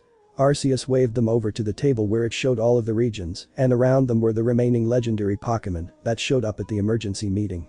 They were Naganadel, Melmetal, Zeraora, Zekrom, Reshiram, Kyurem, Lunala, Necrozma, Darkrai, Rigagigas, the Rigi Trio, Heatran, Mutwo, Zacian, Zamazenta, Eternatus, Giratina, and Marshadow. Issei and his partners sat next to them and observed as Arceus brought up the Kanto region. Listen up. Legendaries have been captured in Kanto, Hone, Sinnoh, Unova, Kalos. Ultra Beasts have been captured as well in Alola. The legendary birds were brought up first. Team Rocket and their leader Giovanni have captured the legendary birds. Zapdos, Moltres, and Articuno. He is using a mind control device to control all 3 of them. Ravel, I want you and a few others to go save them. I would send Mutwo, but I need them to go with Issei on another mission. She snapped her fingers. Instead these 4 will be accompanying you. Ravel turned to see Heatran and an entire new trio of legendary birds. Moltres was black, but with pink fire. Zapdos was dark yellow with smaller wings than its counterpart, and the Articuno was purple and looked more of a royal bird. Ravel turned to Arceus, who introduced them to her. These four will be accompanying you. The trio are the Galar region version of the legendary trio. The Moltres is a dark and fire type, Zapdos is an electric and ground type, and Articuno is an ice and physic type. Ravel was shocked that these four legendaries would join her, so she bows to them. Thank you for lending me your strength. I promise not to let you all down. The birds nodded and placed their wings on her. Ravel glowed for a moment until she felt a warmth from the birds within her soul. Heatran places one of his feet on her back and blesses her as well. The light dies down, and Arceus explains what's happened to her. The legendaries can bless both human and Pokémon, with abilities quite similar to your supernatural gifts. Moltres' blessing gives you more firepower and the ability to control it with your mind. Zapdos' blessing gives you immunity to electrical attacks, and Articuno's blessing gives you protection against the harshest of winters. Heatran gives you the ability to devour steel to harden your body. Ravel and the others were shocked until she thanked them again for the blessing and promises not to abuse them. They nodded and would watch her during the fight. Arceus moves to the Hone region. Team Magma and Team Aqua have used the blue and red orb to awaken both Groudon and Kyogre. Rayquaza and Deoxys will need help from Issei. I want you to go with them in order to stop them. The Regi Trio, Regishock, Regidraco, and Regigigas will accompany you on this journey. Be wary that the land and sea Pokémon are not to be underestimated. Issei nodded and felt himself getting picked up by Regigigas himself and placed on top of his head. Issei liked the view and saw Regishock and Draco try to get near him. Issei had a question. How do you know about both the Kanto and the Hone crisis? Arceus eyes and decides to spill. The two lieutenants you met during the Mega Stone Challenge sent a prayer, and I heard their plea. They didn't want to lie to you about their work, but if Team Magma or Aqua knew about their betrayal, then they would attack you and the others. Issei nodded in understanding. Note to self. Save them from their old teams. Arceus continues.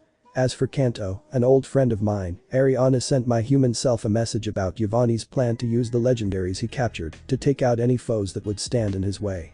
Issei and everyone were surprised that the god Pokémon had a human friend. Is that even allowed? Arceus noticed their looks and turned away with a blush. I'm the god Pokémon. I can do what I want. I'm allowed to have friends too. She puffed out her cheeks as she said this. Everyone saw this and laughed a little at her expense. Once they finished laughing at her, she moved on to Sinnoh. Team Galactic has taken control of Dialga and Palkia with the Lake Guardians. Cyrus wishes to use them to create another world for him and him alone. Issei was surprised. Wait a minute. He fished out his phone and tossed it to Arceus. Mars and Jupiter. They sent me a message about the two needing Cyrus to be stopped from causing this madness. Arceus looked at the message before pondering for a second until a thought came to her. Gasper. You're going on this mission, but you have to be cautious. Time and space can be a very tricky power, especially for someone like me. Gasper nodded, and next thing he knew Marshadow, Giratina, and Darkrai went to his side. We are honored to fight alongside a fellow creature of darkness. Darkrai was ready for a fight. Let's give them a good scare. Gasper nodded and felt all three touch him. He was being blessed by all of them. Gasper had wings similar to Giratina, Marshadow's shadow possession ability, and Darkrai's ability to go into a person's mind. Issei and Ravel wished him luck until Arceus brought up the Unova region. Etsus, the leader of Team Plasma, has used a mind control device that is similar to Team Rocket's tech, but in the form of a cannon that makes that Pokémon enraged. He has control of the Weather Trio and the Swords of Justice. Mutwo, Zekrom, Reshiram, and Kyurem will be going there to buy some time until Issei arrives. She looks at Issei. Let me know when you're finished in Hone so I can send you to fight with them in Unova. Issei nodded. Understood. Arceus then turns to Ravel. Once you're done with Kanto, I need you to head to the Kalos region with Gasper to take care of Team Flair. The Kalos region is shown.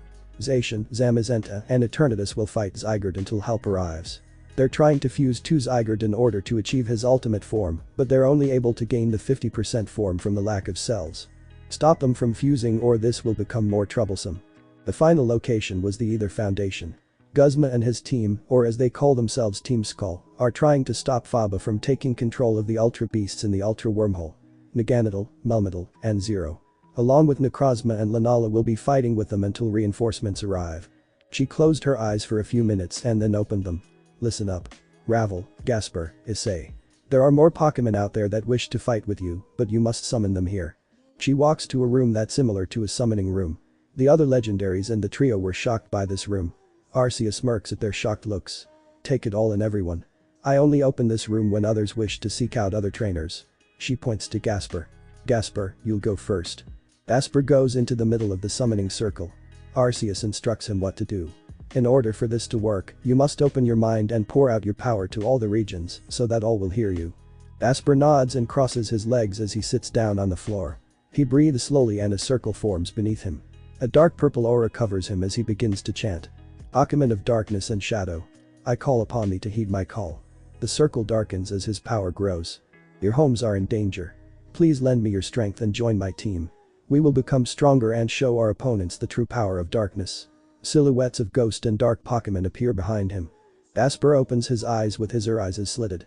The shadows around him begin to fuse with him. Let us become one in body and soul. Bind to my shadow and I, Gasper Vladi, will rise up from the chains that bound me before to the ground. The Pokémon come forth and see the one they sought out. We've heard your call and are here to serve you. Our king of the shadows and darkness. Gasper nods to them all before the circle vanishes and Gasper almost falls if not for the Dusclops catching him. Issei and Ravel see that this takes a lot of power. Ravel asks to go next and this time when she did it there weren't that many Pokémon that showed up but each of them was strong in their own right. When Issei went up his aura was that of a rainbow because of him training in different forms of balance breakers, his aura evolved as well. And when he finished the chant, he was surrounded by the evolutions, Corviknight, Dragapult, Dreadnought, the other starters in their final form, and two Urshifus. The Pokémon allowed their masters to catch them and get to know them. Lucky for them, it was 4 AM at their temporary condo at the camp. They used this time to get to know their new partners and train them for the battle. Time was slow in the Hall of Legends, so basically 1 hour in the world was a week in the Hall of Legends. After 4 weeks in the Hall of Legends, 4 hours in the real world, the trio learned more about their new abilities and partners. Ravel learned how to control her new fire powers, harness electricity, withstand extremely cold temperatures, harden her body like steel, and use physic powers. Her team of fire warriors had improved and their mega evolutions are nothing to laugh about. Gasper has been taught by Giratina and the other ghost types how to properly use the new powers he's received. Gasper has mastered his time powers and is more confident in himself. His shadow powers have improved, so now he can create shadow warriors, but he can only create up to a certain amount. Darkrai taught Gasper how to use his signature move and use a person's fears to his advantage. Gasper said he would only use this ability when interrogating others for information. This pleased Darkrai greatly for having a master use their power wisely. Giratina showed him the reverse world, and surprisingly, the vampire had a great time flying with his new wings. As for his Pokémon, he fought with them every day to get stronger. His ghost types also have mega evolutions of their own, but only those in their final evolution could use it, such as Dusknoir, Banette, Swoopit, and Crobat. Issei played with all of his evolutions and trained them how to fight together and alone in case they were separated. Dragapult helped him with evasion training by shooting his darts at him, Corviknight helped him with aerial combat, Dreadnought was a great help in endurance training, since Issei asked him to keep biting him so he could endure the pain.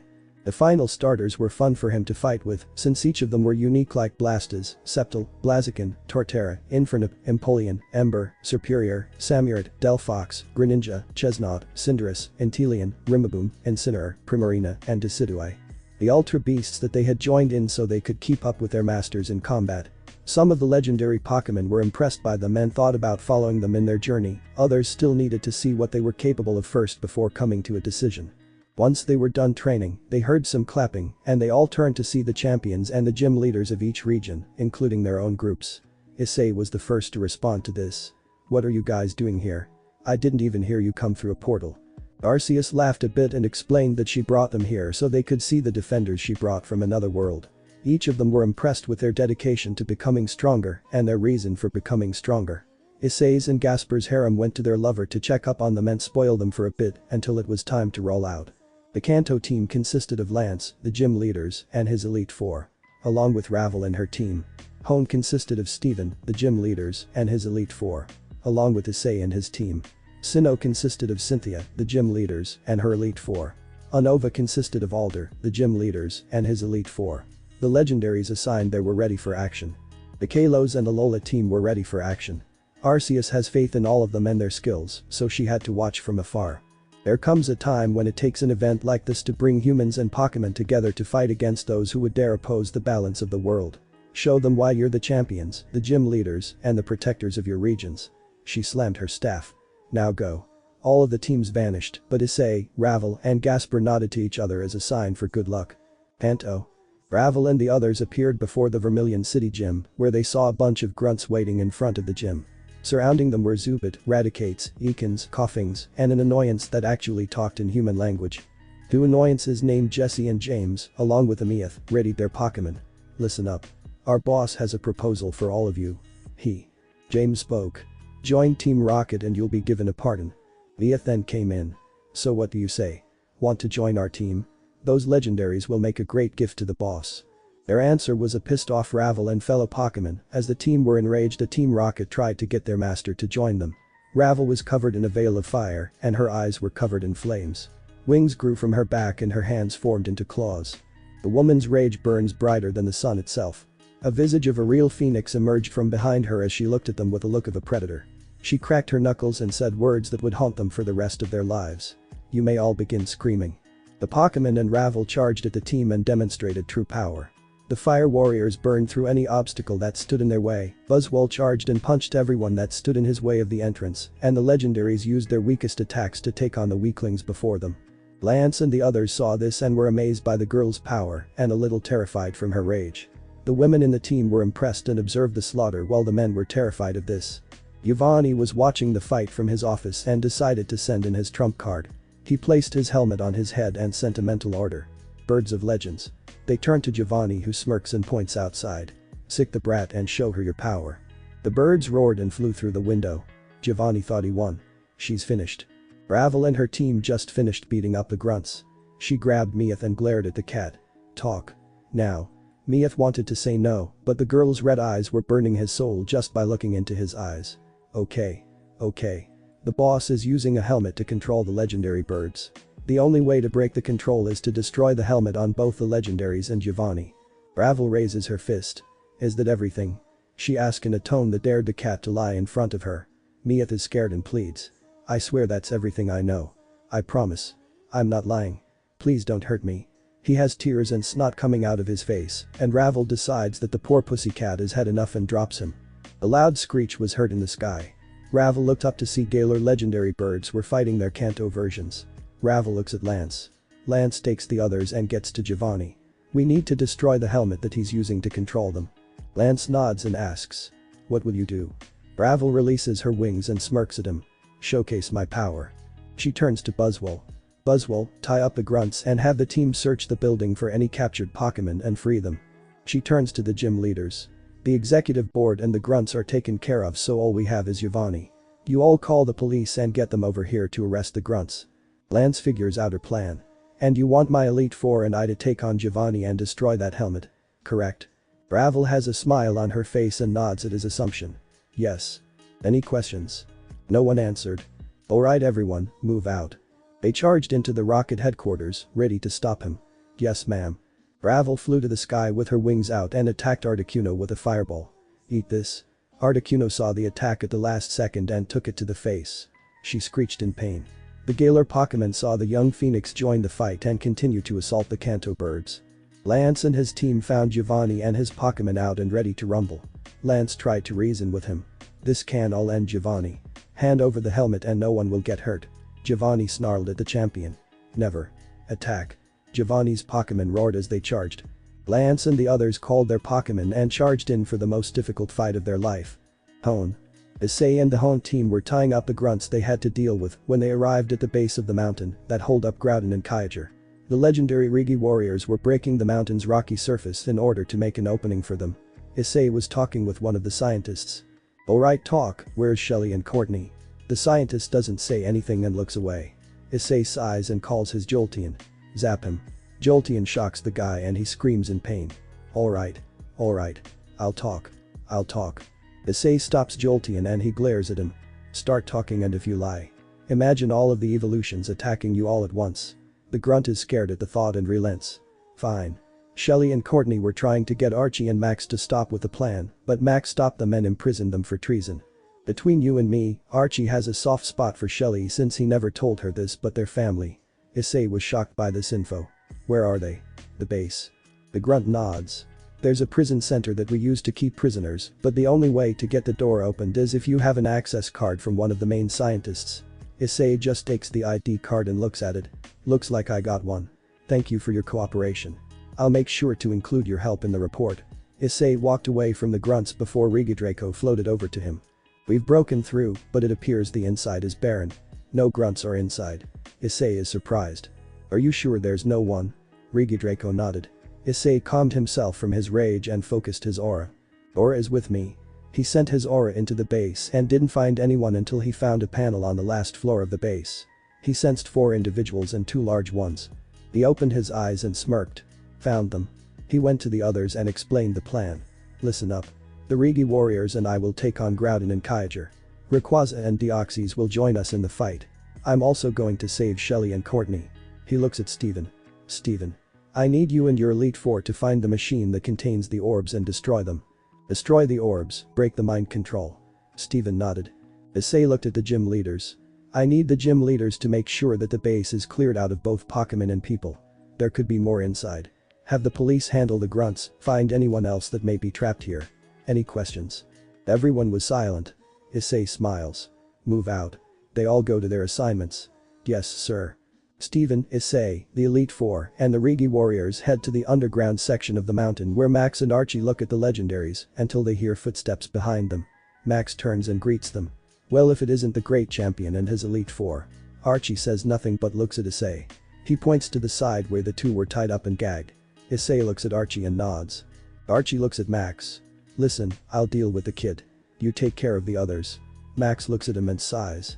Fine, but don't lose or I'll take control of Kyogre for you. The roar stops them as both Groudon and Kyogre look up to see Rayquaza and Deoxys. The land and sea duo roared and Max sees this and grins. Groudon. Kyogre. Show these two fools the true power of your primal forms. Issei looks at Regigigas and nods. Regigigas roared and the other Regis roared as well as they charged at the duo. Archie and Issei move away from the fight. You know, when Shelly mentioned there was someone she liked outside of Team Aqua, it made me happy wishing she could leave this life. You care for her, don't you? Archie sighs. With my life. I would do anything for my little sister's safety. Issei prepares for battle, as does Archie. There's still time to turn back. She needs you. Archie shook his head. I went in too deep. And now. His fist clenched on the Pokeball. I have to see it until the end. Show me that you truly care for my sister and her friend. Issei takes out a Pokeball. I respect you for caring for your family, but I can't let you endanger more people with their power. Prepare yourself, leader of Team Aqua, Archie. Archie is shocked as he sees a young version of himself, but has a small smile. You remind me of myself in a way. Enough talk. He tossed his Pokeball. Let's go. Issei couldn't agree more. The home battle had begun. Sinnoh. Gasper and his team were staring down at Cyrus. Mars and Jupiter were at Gasper's side, while Saturn was tied up by Cynthia. The legendary Lake Trio were freed from their chains. Stop this now, Cyrus, before it's too late. Cyrus says nothing but looks at the new world he created as it starts to shrink as Palkia and Dialga stop fueling it with air. I won't abandon my dream. He looks at the new world and jumps into it. This new world is mine. The world collapses on itself and it vanishes from existence. Gasper saw Mars and Jupiter look down at their leader, ditching them for the new world that he promised they would all go together. Saturn saw this and fired a small rock at Gasper's head. Gasper feels this and looks at Saturn. He motions him over and whispers in his ear. They need comfort in you. We all lost our parents when we were kids, and those two looked up to Cyrus like a second father. They need someone to help them on their feet. They are like my sisters. Please help them. Gasper nods and looks at Dialga and Palkia. Thanks to Giratina and Darkrai, they were freed from the mind control of the red chain. Your mother, Arceus, does not blame you for doing what Cyrus told you. Go to her and speak with her if you need to. The time and space duo nodded in thanks. They vanished, leaving everyone alone with the Lake Trio. The three looked at Gasper and hugged his head as a way to thank him before going back to their home. Cynthia and the others were in awe until Gasper had a communicator and contacted Arceus. Dialga, Palkia, and the Lake Trio are safe. Wonderful. Prepare to be sent to Kalos.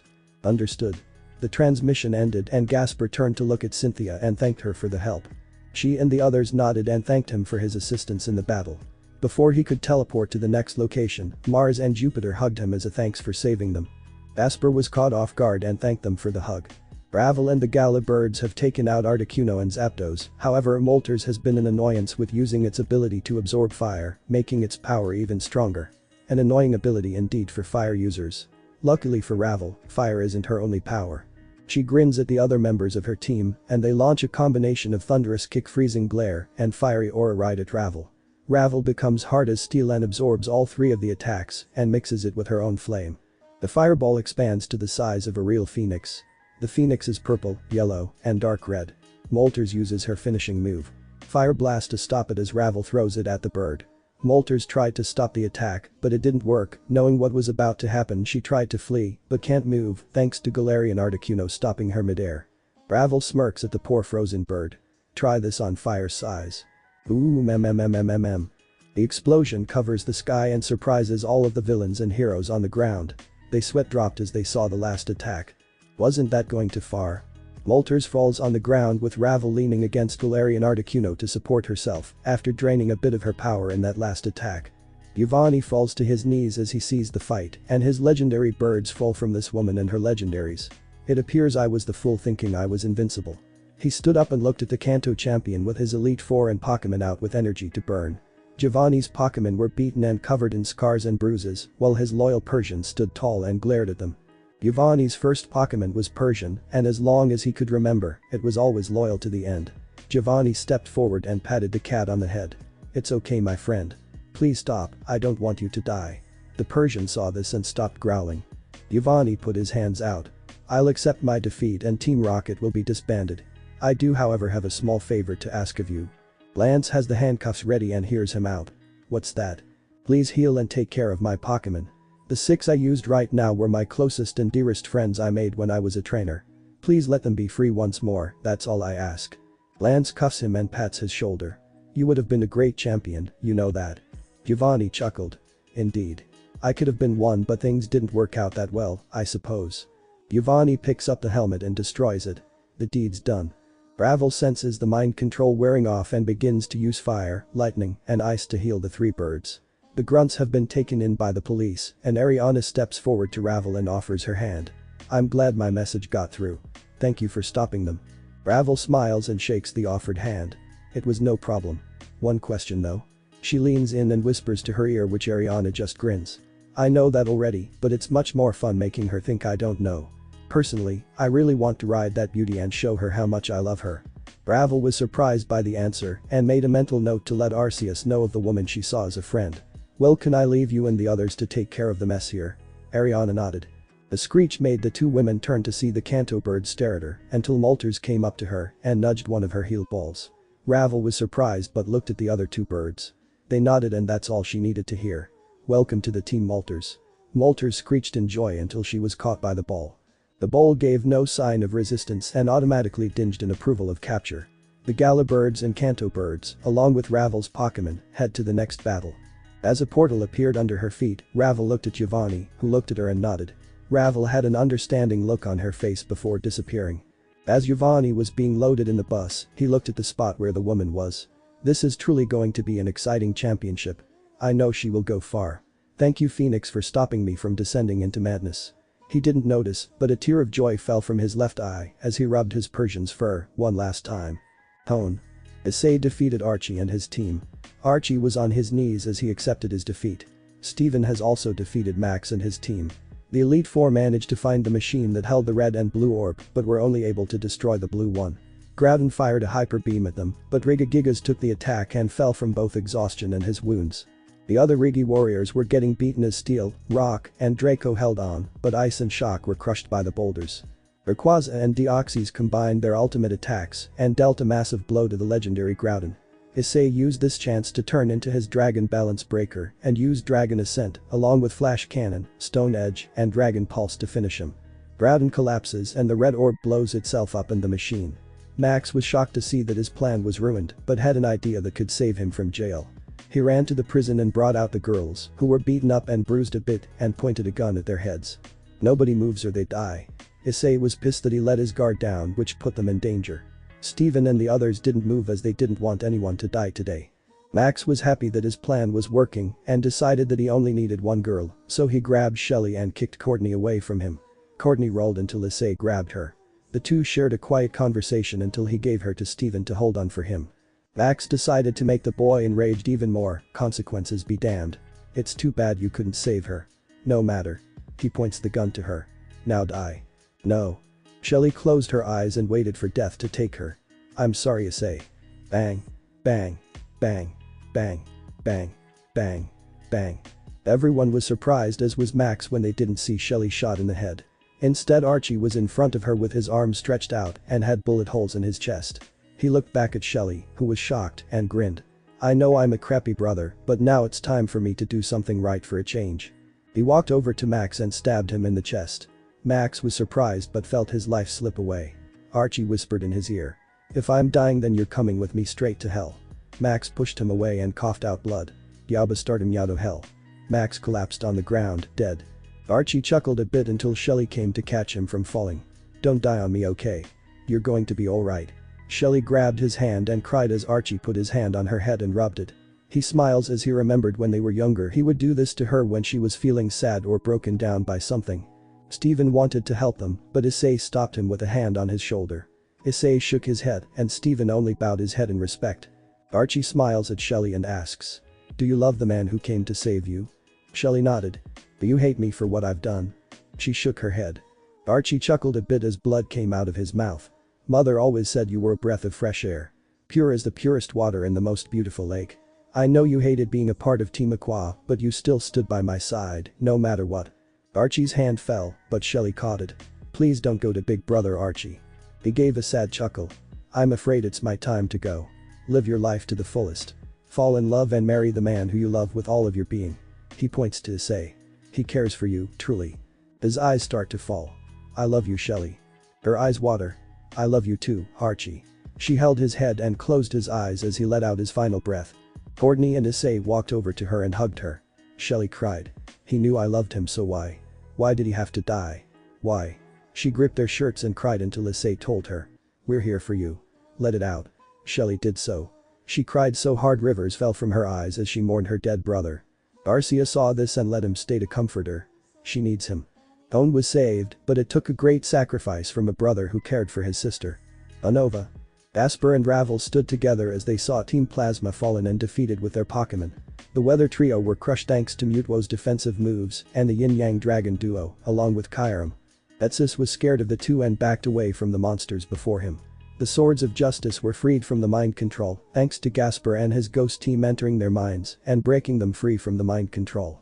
They aim their swords at his throat until a voice stops them. "Please don't kill him. He must pay for his crimes and we will see to it." They all looked to see Alder and his Elite Four with a group of officers to capture Team Plasma. Ravel and Gasper looked at each other and nodded. "Lower your swords, don't stain them with this pathetic man's blood. He's not worth it." The beasts lowered and willed away their swords. The Weather Trio woke up and saw the damage done to the area.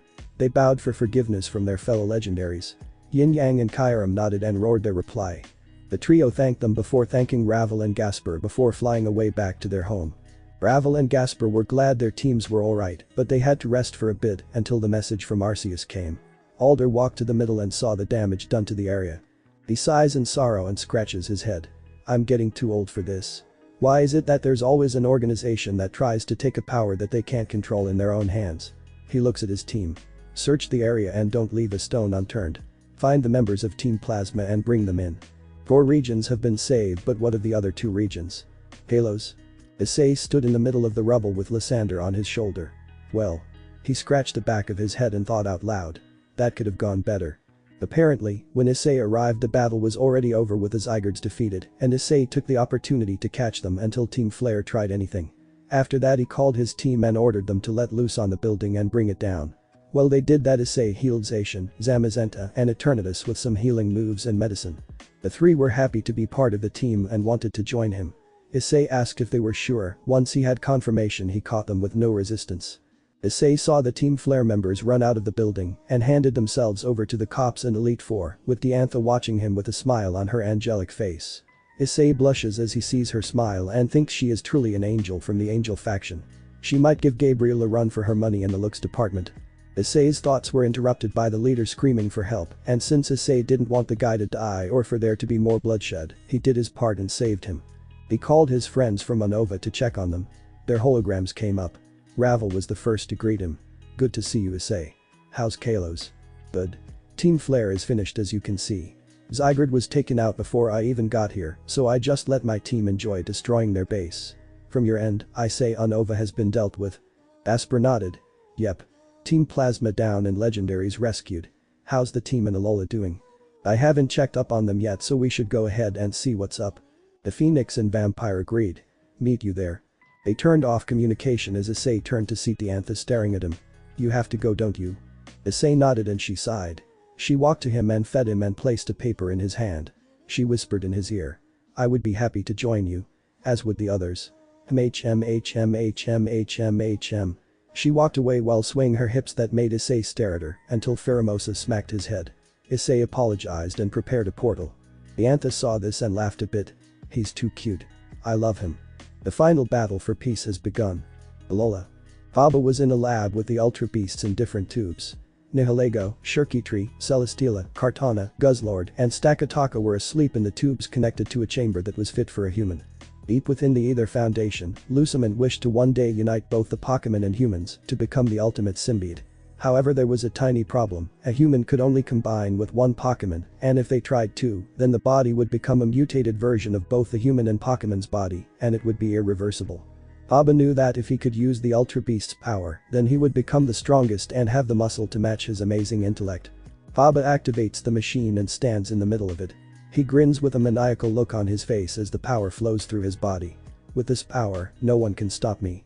The light covered the whole laboratory and exploded. Outside the Foundation, Lily, Team Skull, and the Legendaries were able to break through and save Luciman and Wick from hypnosis.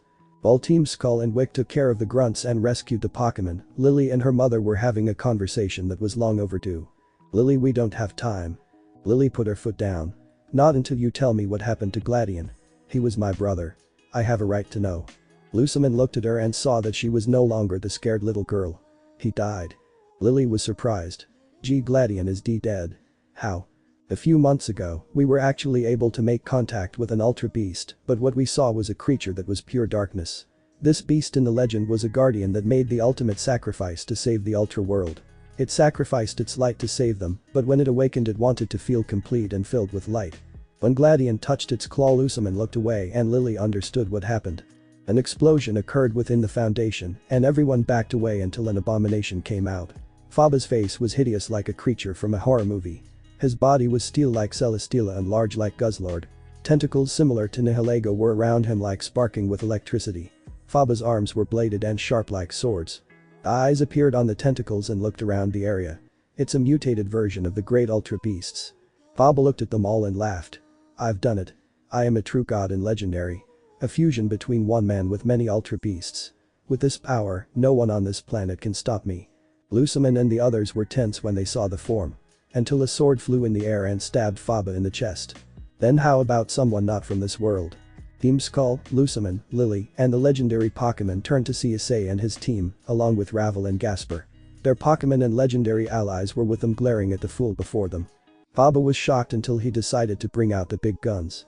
Grunts that were mutated by only one random Ultra Beast came out behind him and just stood still, waiting for orders. This will be the ultimate battle. Let's see who'll win, my new symbiote army or the weak humans and Pokémon. We'll see. Ascalon flew from Faba back to Issei. Everyone attack. They roared as they charged. Faba and his army charged as well. Humans and Pokémon fought together. The symbiotes were strong, but the trust and teamwork between trainer and Pokémon pushed them back. Few did fall, but they never gave in to defeat. Ravel and her team were using fire, Gasper and his team used the shadows to fight. Issei used his sword to fight many of them, while the others fought with either their hands or any weapon they could find. Issei was able to reach Faba and the two clashed blades. They took the fight away from the battle and made their way to the platform's edge. Faba may have size and power, but Issei has skills, abilities, and more power than the mutant. Faba used his tentacles to shock him, but Issei sliced through them until Faba opened his body's giant mouth and prepared a hyper beam. Not even you can withstand a blast from close range. Now die. The beam fired and Issei prepared for the worst until. Like I'd let you harm him. The blast lessened in power, which shocked both Faba and Issei. The blur shot through the sky and punched Faba's body over the platform. As Faba fell to the water, he reached into his coat pocket to pull out a small vial. I wasn't hoping to use this, but desperate times call for desperate measures. He stabbed himself in the neck as the fluid entered his body. He hit the water with a giant splash. Issei opened his eyes and saw a barrier in front of him and the blur as well. Said blur turned to see a face that it thought it would never see again. It's good to see you, Issei.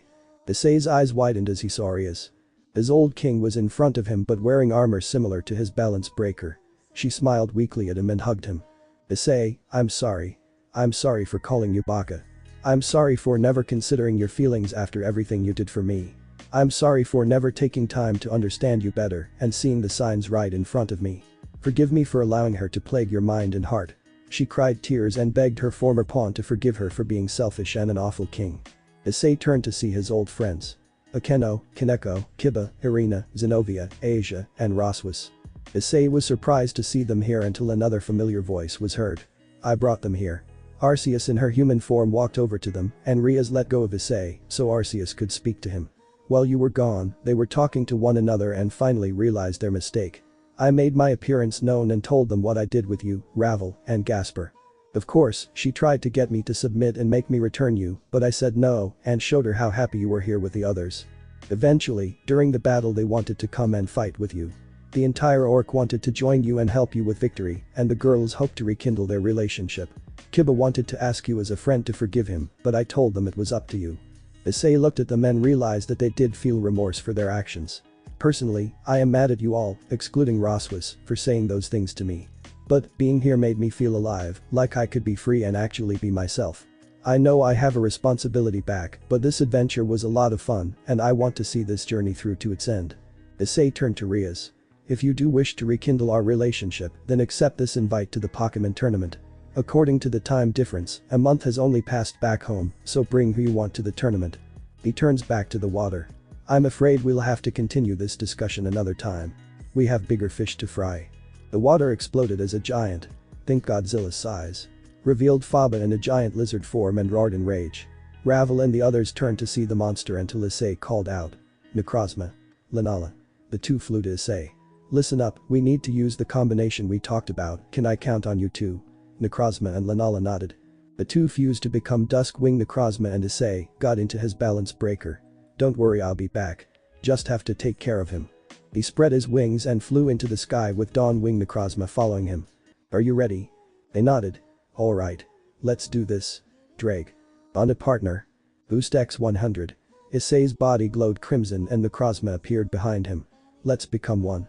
Necrozma's chest opened and absorbed Issei inside of him. The chest closed and a dragon symbol appeared in its place. The wings gained a hint of red, while the middle eye became green. They roared as a crimson pillar erupted around them. Necrozma stood still until a voice was spoken. We, who shall awaken? Riaz was shocked. What is this? We are the ones who will sacrifice all we have to protect our people. The body appeared to grow into his ultra form, but with only two wings appeared around him and the dragon symbol glowed deep red. His body was becoming a dragon and instead of one, two, then a third head revealed itself. We are power. We are fire. We are rain. Ravel and the others finished with the army to see this transformation. Arceus smiles at this. The bond and trust between them are strong enough to create a new transformation. This is a new legend. We shall show you a crimson light to a bright future in this world of darkness. The body finished and it was huge. The heads looked at Faba's form and roared. Through dusk crimson dragon. Faba roared and charged at them. The three heads charged their blast with crimson lightning in their mouths. The moon sent a blast of power into them and the wings glowed brightly in the night. Faba powered up his final attack in hopes of taking them out. Mutant finisher.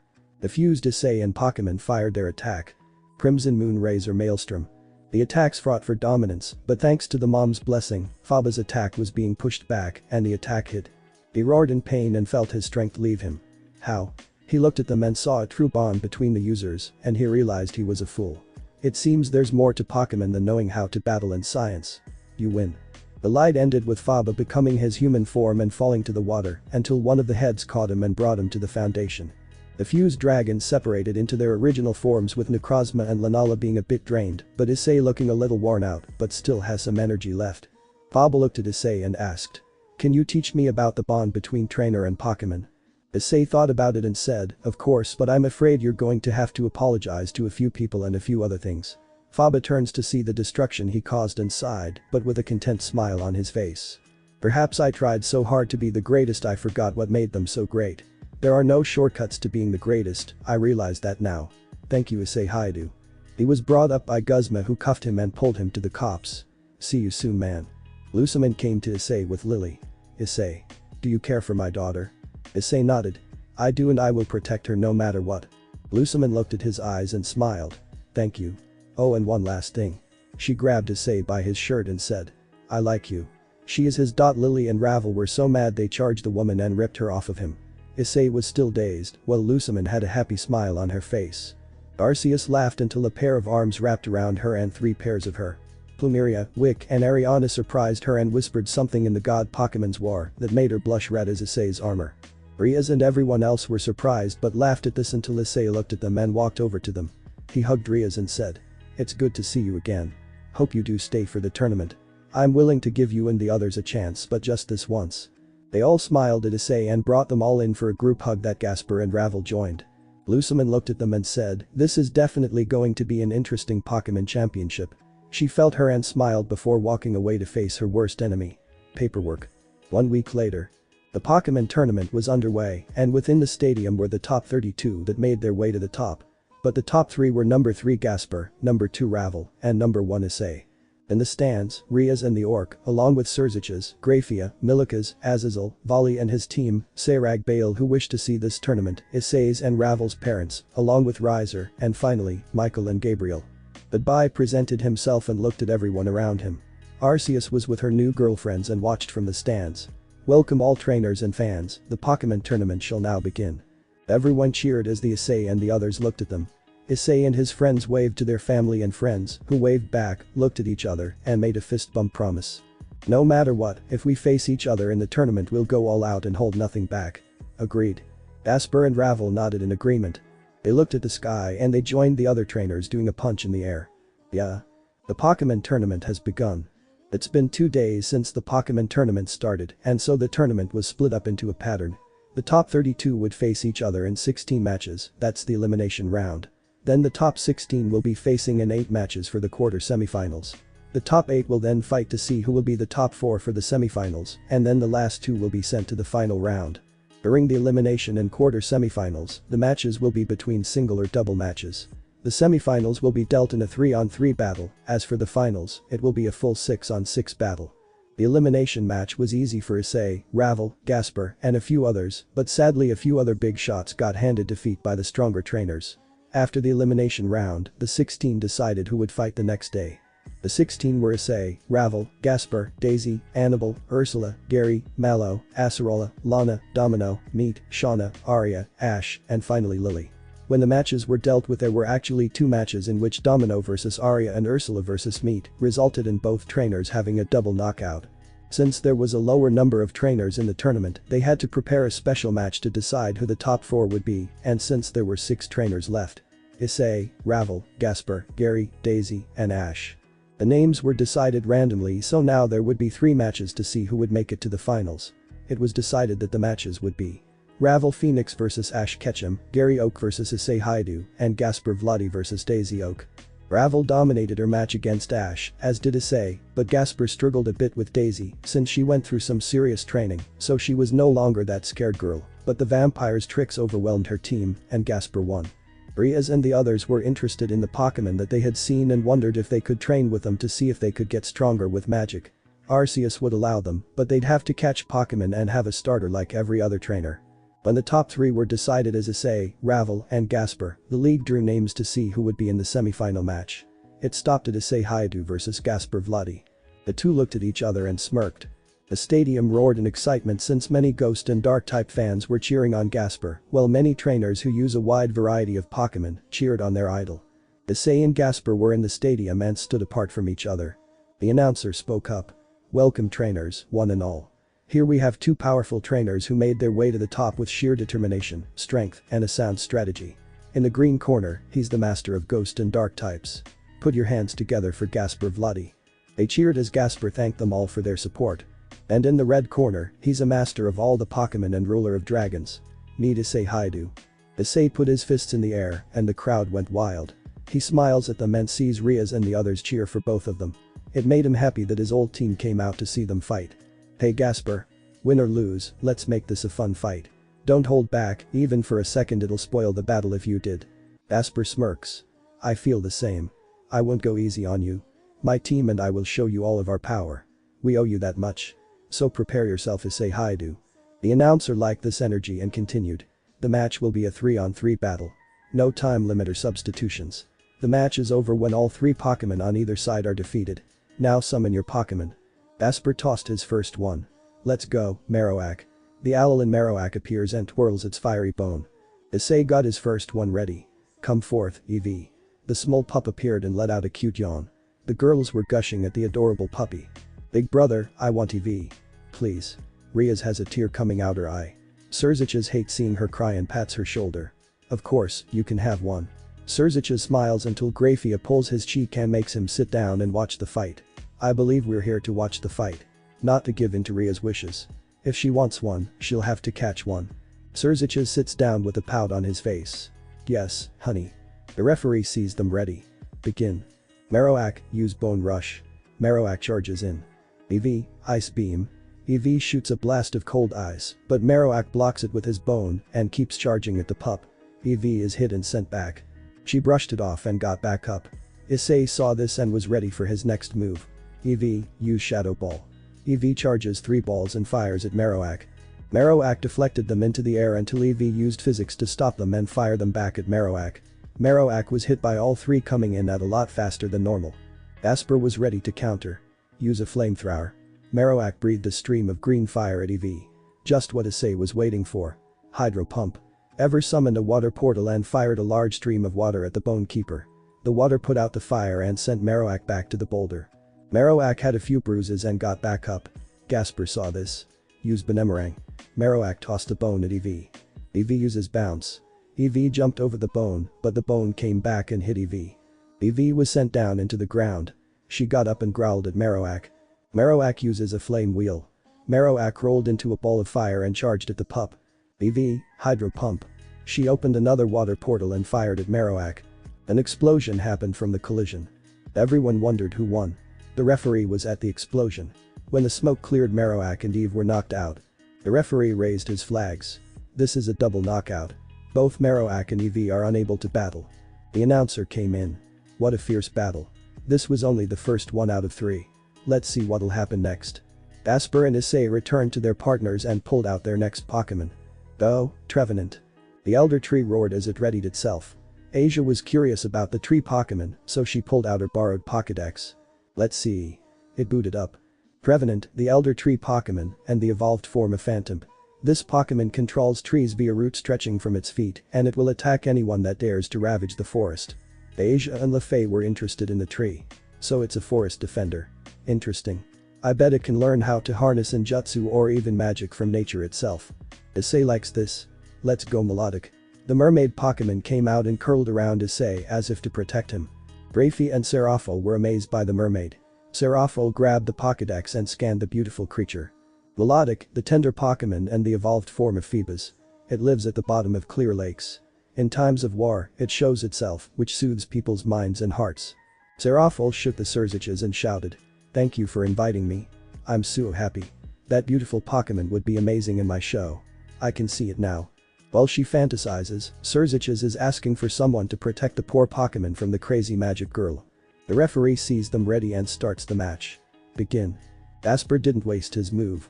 Alright, using Grain, quick. Trevenant creates roots and begins to feel the extra strength from the earth. Issei decided to prepare for the worst. Use Aquaring then Blizzard. Melodic covered herself in a veil of water and then fired a snowy blizzard. Trevenant felt the cold and was losing strength, but thanks to Ingrain it held on. Trevenant was covered in snow but still ready to fight. Use Shadow Punch. Trevenant punched a Shadow Fist. Use Reflect, quick. Melodic creates a wall that stops the punch. Gasper growled as he saw this. Alright, Trevenant uses Destiny Bond. Trevenant sends a blast of ghostly energy into Melodic. Issei had to be careful when he saw the move. Melodic uses Iron Tail. She sends the tail into Trevenant and sends him back close to Gasper but holds on. Ingrain was still in effect so Issei could use it to his advantage. Trevenant gave Gasper a look which he responded with a nod. Trevenant uses Phantom Force. Trevenant disappeared into the shadows. Melodic tried to find the tree, but Issei calmed her down. Don't worry about him. Use a Mirror Coat. Melodic covers herself in a special coat. Trevenant strikes her and makes a direct hit until Melodic strikes back thanks to Mirror Coat. Trevenant is sent back by the force, but then is hit by Skitter Smack. Melodic got behind him when he was recovering from the attack. Trevenant fainted and sadly since they waited too long Destiny Bond was not in effect. Melodic roared in the air as everyone cheered its victory. The referee announced. Trevenant is unable to battle. The winner is Melodic. Issei was proud of her and asked if she wanted to keep going. Melodic nodded. She was fine for the most part thanks to reflect and acquiring, but it was only temporary. Gasper was excited for this fight and brought out his final Pokémon. Let's go, my friend. Give him hell, Jengar. The shadow Pokémon was ready to fight. Issei knew Jengar was one of Gasper's strongest Pokémon. Melodic, you ready? She nodded. The referee began the fight. Jengar used Shadow Punch. Jengar fires a barrage of shadow punches and Melodic tries to push through, but the attacks break through reflect. She fainted. Melodic is unable to battle. The winner is Jengar. Jengar flexes its muscles and Issei returns to Melodic. Not bad Gasper, but this is not over yet. He pulls out his last partner. Let's do it. Go Machamp. The four-armed Pokémon appears and flexes its muscles. That would be a fun Pokémon to spar with, said Sayarag. The referee saw this and began the last battle. Gasper lifted his arm to reveal a certain bracelet. Let's take it up a notch. Issei and Machamp smirk at the challenge. Give it your best shot. We won't hold back, that's a promise. Issei and Gasper touch their bracelets and the two Pokémon glow. Machamp Jengar, Mega Evolve. Jengar became his Mega Evolution and as for Machamp his skin turned red and grew another pair of arms. Bracelets and armor covered his arms. Machamp punched all six fists together and roared. Gasper was shocked by this new form, but he wouldn't let it stop him. Jengar used Shadow Pulse. Jengar created a Shadow Ball and combined it with Dark Pulse, then launched it at Machamp. Issei didn't give an order to move. Machamp, have fun. Machamp grinned. He closed his eyes and got in a pose as if waiting for something. Machamp was using Calm Mind to help him. He could sense it grow closer until he opened them and caught the ball. Everyone was shocked by this. Machamp grinned and tossed the ball away. Machamp posed with all six arms flexing while smirking at the shocked faces before charging in with all six of his fists covered in a different move. Ice Punch, Fire Punch, Thunder Punch, Poison Jab, Dynamic Punch, and Focus Punch were used at the same time and sent Jengar into the sky. Gasper was brought out of his shock by Jengar yelling out in pain. Crap. Jengar used Shadow Force. Jengar opened his eyes and quickly disappeared. He appeared behind Machamp. Now toxic. Jengar hit Machamp with a blob of poison and Machamp felt the pain but didn't let it bother him. Machamp grabbed Jengar and used his four fists to pummel Jengar with fire, ice, thunder, and poison jab. Jengar took all of the hits and couldn't stand the barrage. One final hit sent the ghost to the ground. His eyes became swirls. The referee saw this and declared the match. Jengar is unable to battle. The winner is Machamp. Which means the victor is Issei Haidu. Everyone cheered. Incredible. Two Mega Evolutions fighting as if their life depended on it. I was on the edge of my seat the whole time. This was truly an incredible match. Let's hear it for both trainers. Yeah. Gasper returns to Jengar and thanks him. You were amazing my friend. Rest up, you've definitely earned it. He walked over to Issei and held his hand out. Thanks for a great match. By the way, what was up with the Mega Form and how did Focus and Dynamic Punch affect Jengar? Issei chuckled as he returned Machamp, who thanked him for a good fight. Machamp's Mega Evolution has an ability called Berserker. It's an ability that grants Machamp incredible power and strength, but at the cost that he doesn't follow orders. It also allows all moves to affect the opponent, no matter the type. Gasper was shocked. So he's basically a warrior who won't stop fighting until he's beaten. Issei nodded. You're correct. They looked at the board and saw Issei's picture appear next to Ravel's. They smiled and Issei said, this is definitely going to be an interesting match. Gasper nodded. Agreed. Ravel looked at the board and smiled. Riser and their parents gave her a thumbs up. The finals are tomorrow and not only that, but I'm also going up against Issei. This is going to be an intense battle. She takes a deep breath. Calm down. Remember the promise you made to him. I can't ask him to go easy on me. He's been fighting his hardest and trained himself to the point of exhaustion just to protect others. I want to show him I can protect myself as well, that I'm not a damsel in distress. On that note, would Arceus be okay if we took our Pokémon back home? Arceus looks at the three and has a small smile. I'll tell them after the tournament. That night everyone cheered and celebrated the semifinals. They congratulated Issei for his victory and Gasper for giving it his all. Gasper was happy by the praise and made a vow that one day he would beat Issei. Issei liked that Gasper grew a stronger spine and was ready for a rematch anytime. Riaz and the other members of the Orc took their turns apologizing to Issei and asked if it's possible to take Pokémon back to their world and his harem from here. Issei had a Cheshire grin that sent shivers down their backs because it reminded them of Azazel and Seraphil. You'll have to wait and see. Ravel and Issei made a promise to each other that they would fight without holding back. If they held back it would spoil the battle between Pokémon and trainers. Next day. The crowd cheered as the audience were excited about seeing this battle between the legendary Phoenix and the Dragon Emperor.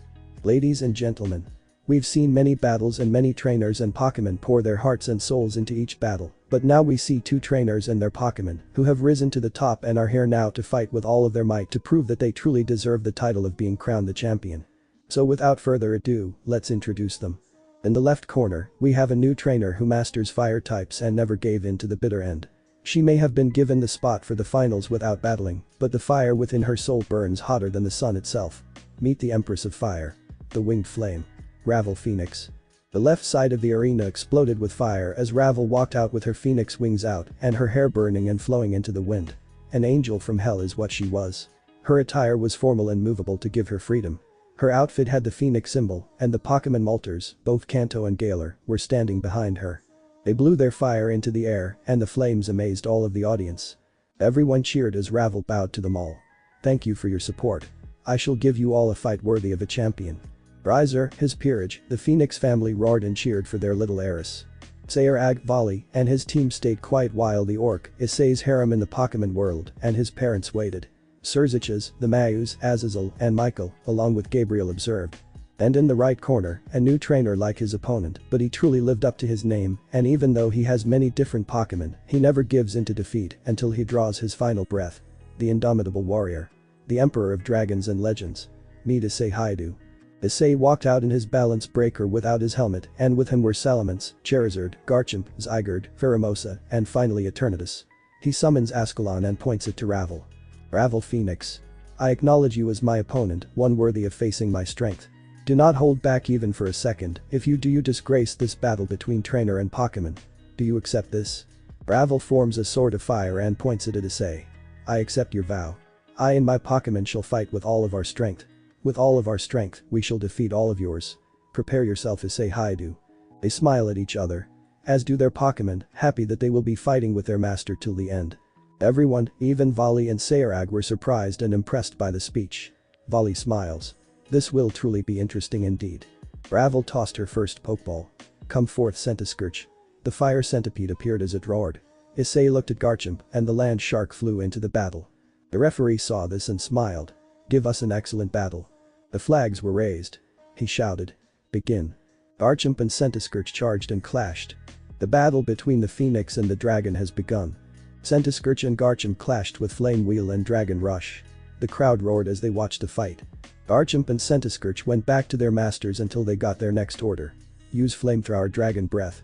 Centiskorch and Garchomp release a stream of fire and the latter release a beam of draconic energy. The beams clashed until an explosion happened. Ravel and Centiskorch tried to find Garchomp until Garchomp appeared out of the ground and hit Centiskorch with a dog. Ravel saw this and Centiskorch was sent back to her. The fire centipede tried to stand but struggled. Ravel knew Centiskorch was running low on steam, so she had to end this now. Centiskorch, overheat. Centiskorch released a powerful blast of fire at Garchomp. Garchomp was engulfed in the flames. Riser and his side cheered for Ravel, but that ended when they heard. Use Giga Impact. Garchomp charged out of the flames with a column of energy surrounding him and hit Centiskorch head on. What a twist. Garchomp took the attack, but he looks unfazed in the slightest. Rhea smirked at Riser. Still think she won? Riser grumbled a bit while Ubaluna patted his back in comfort. Centiskorch fell with swirls. The referee declared the match. Centiskorch is unable to battle. The winner is Garchomp. Centiskorch's picture faded, signifying that he had been taken out of the tournament. Garchomp roared in joy at winning, while Issei congratulated him. Want to take a rest? Garchomp nodded and walked off the stadium to join the others. Rhea's in her section cheered for Issei and Garchomp. Milika saw the dragon. Hey dad, I definitely want to be a trainer so I can beat big brother Issei one day. The Surziches looked shocked. Wait, you don't want to be a Mao like your father? Grafia rubbed her forehead because she knew what was going to happen. Milikas shook his head. No way. A trainer sounds more awesome than a lame Mao. Surziches was in the corner drawing circles in the stand, mumbling Issei taking away his son. Grafia just patted his back with her hand. There. Arceus and Wick were struggling to hold in their laughter, while Plumeria and Ariana laughed their ass off and rolled in the stands. Ravel wasn't distracted and returned to Centiskorch. Thank you, my friend. Rest well. She took another Pokeball and threw it. Let's go to Darmanitan. The Galar version came out and beat its chest. Vali was curious about this one and scanned it with his Pokédex. Darmanitan. The Zen Charm Pokémon. Though it has a gentle disposition, it's also very strong. It will quickly freeze the snowball on its head before going for a headbutt. Bali was intrigued by this one, and Biku was wondering how it kept itself balanced with the giant snowball on its head. Issei looked at Pheromosa and she nodded. She walked onto the battlefield. Riaz and the other girls couldn't help but notice that this Pokémon was a beauty. Riaz used a Pokédex to tell her what this one was. Pheromosa. The Lissaman Pokémon. A life form that lives in another world, its body is thin and supple, but it also possesses great power. Riaz was awed by this. So she's an alien from another world. Lil sat next to her. That's right. Pheromosa is also known as Beauty. In her world, they're actually known for acting like princesses. Elegant, calm, and beautiful. They may look like they don't have any power in them like Machamp or Garchomp, but she's nothing to scoff at. Issei and Ravel looked at each other, while their Pokémon looked at each other as well. The ref saw this and began the match. Begin. Pheromosa leaped into the air and was trying to use a high jump kick, but Darmanitan leaned out of the way and used Ice Punch on her. Pheromosa was sent back but had a little bit of ice on her leg. She brought her leg down and broke the ice. Pheromosa rushes in with Brick Break. Darmanitan powers up an ice beam and fires at her, but Pheromosa's speed allows her to glide along the frozen field and hit him. She continued to slide and use a combination of low sweep, low kick, and Brick Break. Darmanitan keeps taking the blows, but that's exactly what Ravel wants. Azazel's curious as to why Darmanitan is only taking the blows, but not doing anything to block the attacks from Pheromosa. Hey Asia, mind if I borrow the Pokédex? Asia nodded and gave it to him. Azazel did a search for Darmanitan and looked at its profile until his eyes widened. Oh, so that's it. Well played, Ravel. Riaz and the others were curious. What did you find, Azazel? He shook his head. No spoilers. Pheromosa continued her attack, but then Darmanitan was surrounded by fire and she jumped away but was then shot by a fireball. She took the hit and was sent back a few feet. As the fire dispersed, it revealed Darmanitan but in his new form. Issei was shocked because he heard of Darmanitans and their ability to transform at a certain time when they were almost out of steam. The new Galar's End Darmanitan was charging at Pheromosa and used Thrash on her and gave her the beating she wouldn't forget. Pheromosa was weakened and tried to use one last high jump kick with all of her strength. She powered up her leg and roared as she brought it down, but… clang. Pheromosa was shocked to see the Darmanitan turn back to his original form and fire an Ice Punch to block the attack. Darmanitan put his fists down and patted Pheromosa on the head. Issei saw what the ice type was doing and thanked him. Pheromosa was shocked but smiled nonetheless. She fell and fainted. The referee saw this and declared the match over. Pheromosa is unable to battle. The winner is Darmanitan. The crowd roared as Issei went to Pheromosa and picked her up. He carried her to his team and laid her down before brushing her face to get the dirt off of it. You fought Pheromosa well. I thank you for giving it your all. But for now rest and heal. Pheromosa smiles as she hears this and uses rest to heal. Ajuka and Azazel were impressed with Ravel's strategy and proud of Issei caring for his partner and team. It made them proud that he took care of his members like a king with their peerage. Issei turned back to the fight and looked at Charizard. The fire dragon roared and got to the battlefield. The referee saw they were ready. Begin. Charizard Flamethrower. The dragon released a stream of fire and burned the ice warrior, but Issei didn't stop there. Now Fire and Thunder Punch. Charizard's fists were covered in fire and lightning and charged at the ice Pokémon and a 4-hit combo. Darmanitan fainted after the barrage. I knew this would happen. Volley and the others looked at the two scientists. You mean Ravel knew that Darmanitan would have fainted soon? Azazel nodded. Darmanitan was taking all of those hits and put on a tough act to win against Pheromosa, but when Charizard was blasting powerful attacks at Darmanitan, the fatigue caught up to him. Ravel returned to Darmanitan and brought out her Charizard. Win or lose. I'll give you all of our power. She turned to her Charizard. Ready, Amber? The Charizard, now named Amber, roared. Issei read his bracelet, as did Ravel, and they pressed the stone inside of them. Respond to our will. Now. Mega Evolve. The two glowed and changed. Ravel's became a lot sleeker in appearance but retains its normal coloration. It has 3 pointed horns on the back of its head, the middle of which is longer. Its snout has larger fangs and a ridge on the nose. Its neck is shorter, but its torso is thinner and longer. It features longer feet. Its hands are less developed, with extremely shortened fingers that are no longer separated from each other. Small wings develop on its wrists, while the ones on its back become larger, lose the wing finger passing through their membrane, and end up with ragged edges. The back of its tail has a large spike at the base and 3 smaller ones near the tip, which now burns with a longer flame. As for Issei's Charizard, its body and legs are more physically fit, though its arms remain thin. Its skin turns black with a sky blue underside and soles. Two spikes with blue tips curve upward from the front and back of each shoulder, while the tips of its horns sharpen, turn blue, and curve slightly upward. Its brow and claws are larger, and its eyes are now red. It has two small fin-like spikes under each horn and two more down its lower neck. The finger disappears from the wing membrane, and the lower edges are divided into large rounded points. The third joint of each wing arm is adorned with a claw-like spike. The mouth is filled with blue fire, and the flame on its tail becomes blue as well. Riaz and the others were shocked by this. Surziches decided to make an interesting note. A battle of starters. Mega Charizard X and Mega Charizard Y. One will stand and one will fall. Who is the superior one?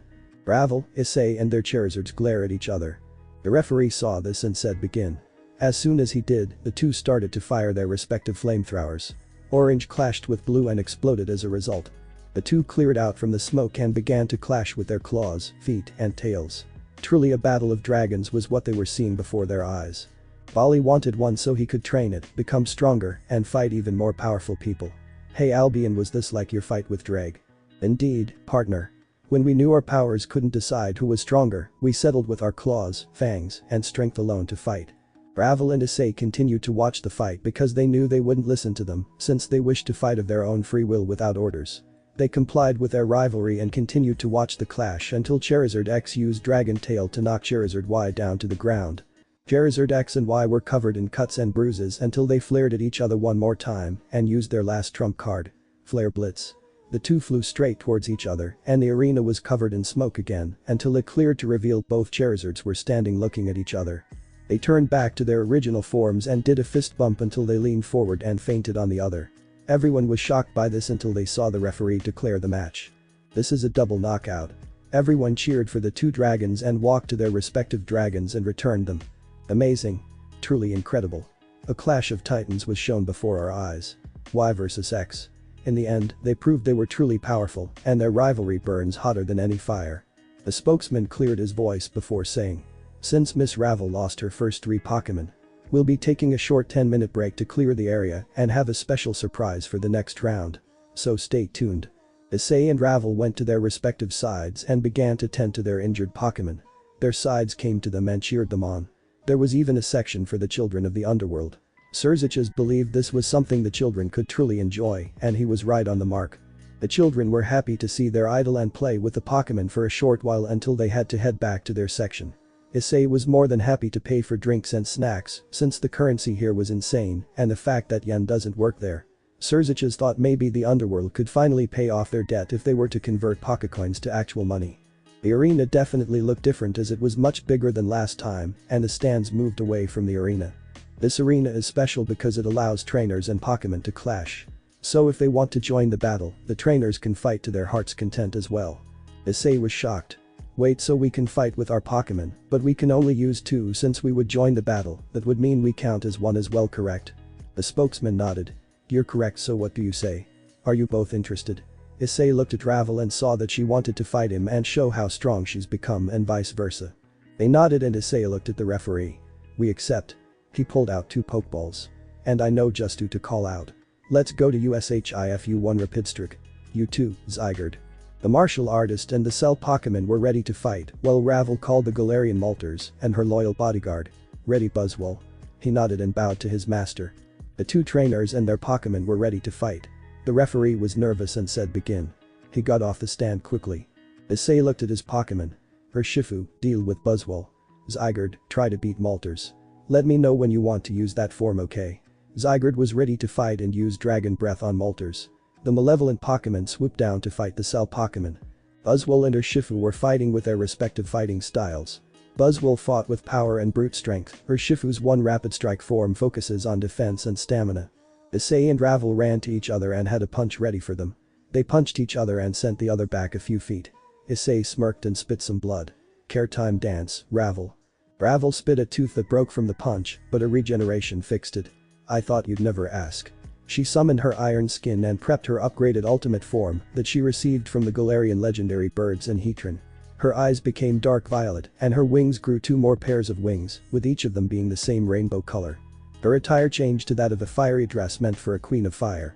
She flew to Issei with a fiery trail behind her while Issei summoned his normal balance breaker. He grabbed a stone and inserted it into the gem. Rainbow colors flowed into the boosted gear and Issei was covered in a bright light. Now go beyond the limit. Ultimate break. Issei's balance breaker evolved into a newer armor. His size grew to that of a normal dragon. If you need a better description, search Odd Eye's Raging Dragon. Everyone was surprised to see the trainers undergo powerful transformations, and their respective Pokémon smiled at seeing their master's true power. Issei roared as he prepared a max Flair, but Ravel fired a max Airstream and scored a direct hit on Issei. He recovered and flew into the sky. Ravel followed him, and the two began to clash in the skies above. Zygarde has enough of this foolishness and calls forth all of his remaining cells to aid him in the battle before him. He flowed green and grew into his ultimate form. Zygarde. 100% ultimate form. He roared and fired 1,000 arrows into the sky. The arrows rained down at Moltres, who tried dodging them since she had the air as her advantage. Moltres decided to end the fight with Zygarde. She charged up all of her strength for her ultimate attack. Fiery Wrath. Zygarde saw this and charged one of his signature moves. Core Enforcer. The chest glowed with all of the power his cells had within them. The energy began to condense into an orb. Moltres was covered in her fire and flew straight to Zygarde. Zygarde finished charging and fired at Moltres, but he was too slow, and when the beam fired it hit Moltres as well. Everyone covered their eyes, and sadly Buzzwole and Urshifu were caught in the blast as well. Issei and Ravel stopped fighting. They flew down to their team and saw them fainted. Urshifu and Buzzwole were leaning on each other and gave their master a thumbs up. The referee made the announcement. Both Zygarde and Moltres are unable to battle. Issei and Ravel returned them before they went to their Pokémon, and Issei used his grass-type balance breaker and healed him. Ravel used her healing fire to help with Buzzwole's wounds. Buzzwole got up and looked at his master and held out his fist. Ravel saw this and knew what he meant. She turns to see Urshifu and Issei, with his fighting-type balance breaker, out and ready to rumble. Ravel readied her steel body. Buzzwole used Bulk Up to push his stats to the limits. Ravel readied herself by coating her steel hands in fire. Issei was preparing the Art of Darkness while Urshifu was preparing the Art of Water. Everyone was on the edge of their seat while Riaz was biting her finger while Riser was squeezing Ubeluna really hard. They tensed their muscles. And shot each other. Joint attack. Art of Dark Water. Joint attack. Phoenix finish. They clashed and appeared on the other side of each other. Everyone's hearts were racing. Thump. Thump. Thump. Thump. Thump. Thump. Thump. Thump. Thump. Thump. Ravel fell forward, but Buzzwole caught her. Buzzwole gave the two a nod and thanks before he collapsed from exhaustion. Issei and Urshifu were worn out but happy. They did a fist punch in the air. Everyone was shocked. Then they cheered loudly. Yeah. Woohoo. Issei. Ravel. The announcer was crying. Through all my years of watching Pokémon battle and commenting on them, I've never seen a fight like this before in my life. The fire of passion, their warrior spirit, the unwavering determination. They truly are worthy trainers. Let the winner hear you all. The winner is Issei Haidu. Issei and Urshifu smiled. They looked at Ravel and Buzzwole and picked them up and then carried them to their section to rest. Arceus sent him a mental note. About that favor you asked. It shall be granted. I expect to see a great region in your world. Issei nodded to her. I'm sure you love it. Issei's Pokémon gathered around him and cheered with their trainer. This journey may have ended, but the fun is just getting started. He just needed to make a quick trip home, tell his team and his girls the news that Arceus had for them. This was truly a crazy but wonderful journey. Epilogue. 3 months later. Issei was now in his mansion with a much bigger bed, and surrounding him were his girls from the Pokémon world and his original harem, along with Roswis. The harem he made in the Pokémon world accepted Roswis, but had their suspicions about Issei's old harem, so after getting to know them after 3 months. The gym leaders and the others accepted Riaz and the girls, but only if they truly loved Issei. Needless to say, Issei didn't leave his room for 3 nights. When he came out, he was drained but happy while the girls were blushing like they were caught doing something naughty. After returning from the Pokémon world, Arceus gave Issei, Ravel, and Gasper permission to take their Pokémon with them back to their world. Issei also received special permission to give Pokémon to others in his world, but only if they pass a test. He set up a meeting with the fellow faction leaders and devised a plan that would allow Pokémon to be in the supernatural world, but safe from those who would harm them. Riaz and the group really wanted to try caring for Pokémon, so after they passed the test, each of them got their own Pokémon to start with. Issei's, Ravel's, and Gasper's Pokémon enjoyed the large open space. Going to Kuo City and seeing the sights is also Kuo Academy, where some girls thought the school was attacked by a ghost. Issei got up and went to the balcony. He saw the sun rise up and a few Pidgey fly into the sky. Liking the view? He turns to see Ravel in her nightgown and sits next to Issei. She leaned her head on his shoulder. She smiled and Issei rubbed her hair. The view just got better. The two continued to watch the sun rise as the beginning of a new day. Issei had one thought in mind. When Chaos Brigade is defeated, then I want to do two things. 1. Open my own gym. And 2. He looked at his beautiful Ravel and thought of the other women in his life and finished his thought. Propose and marry them. Show them how much I love them. Yep, it's another day in Kuo City. Thanks for watching this video. If you really enjoy this video, like, subscribe and comment down below and turn on that bell notification. Don't forget to support and follow the Nefarious Doctor for writing that awesome fanfic, and also make sure to comment on this story, link in the description. See you in the next video. Goodbye.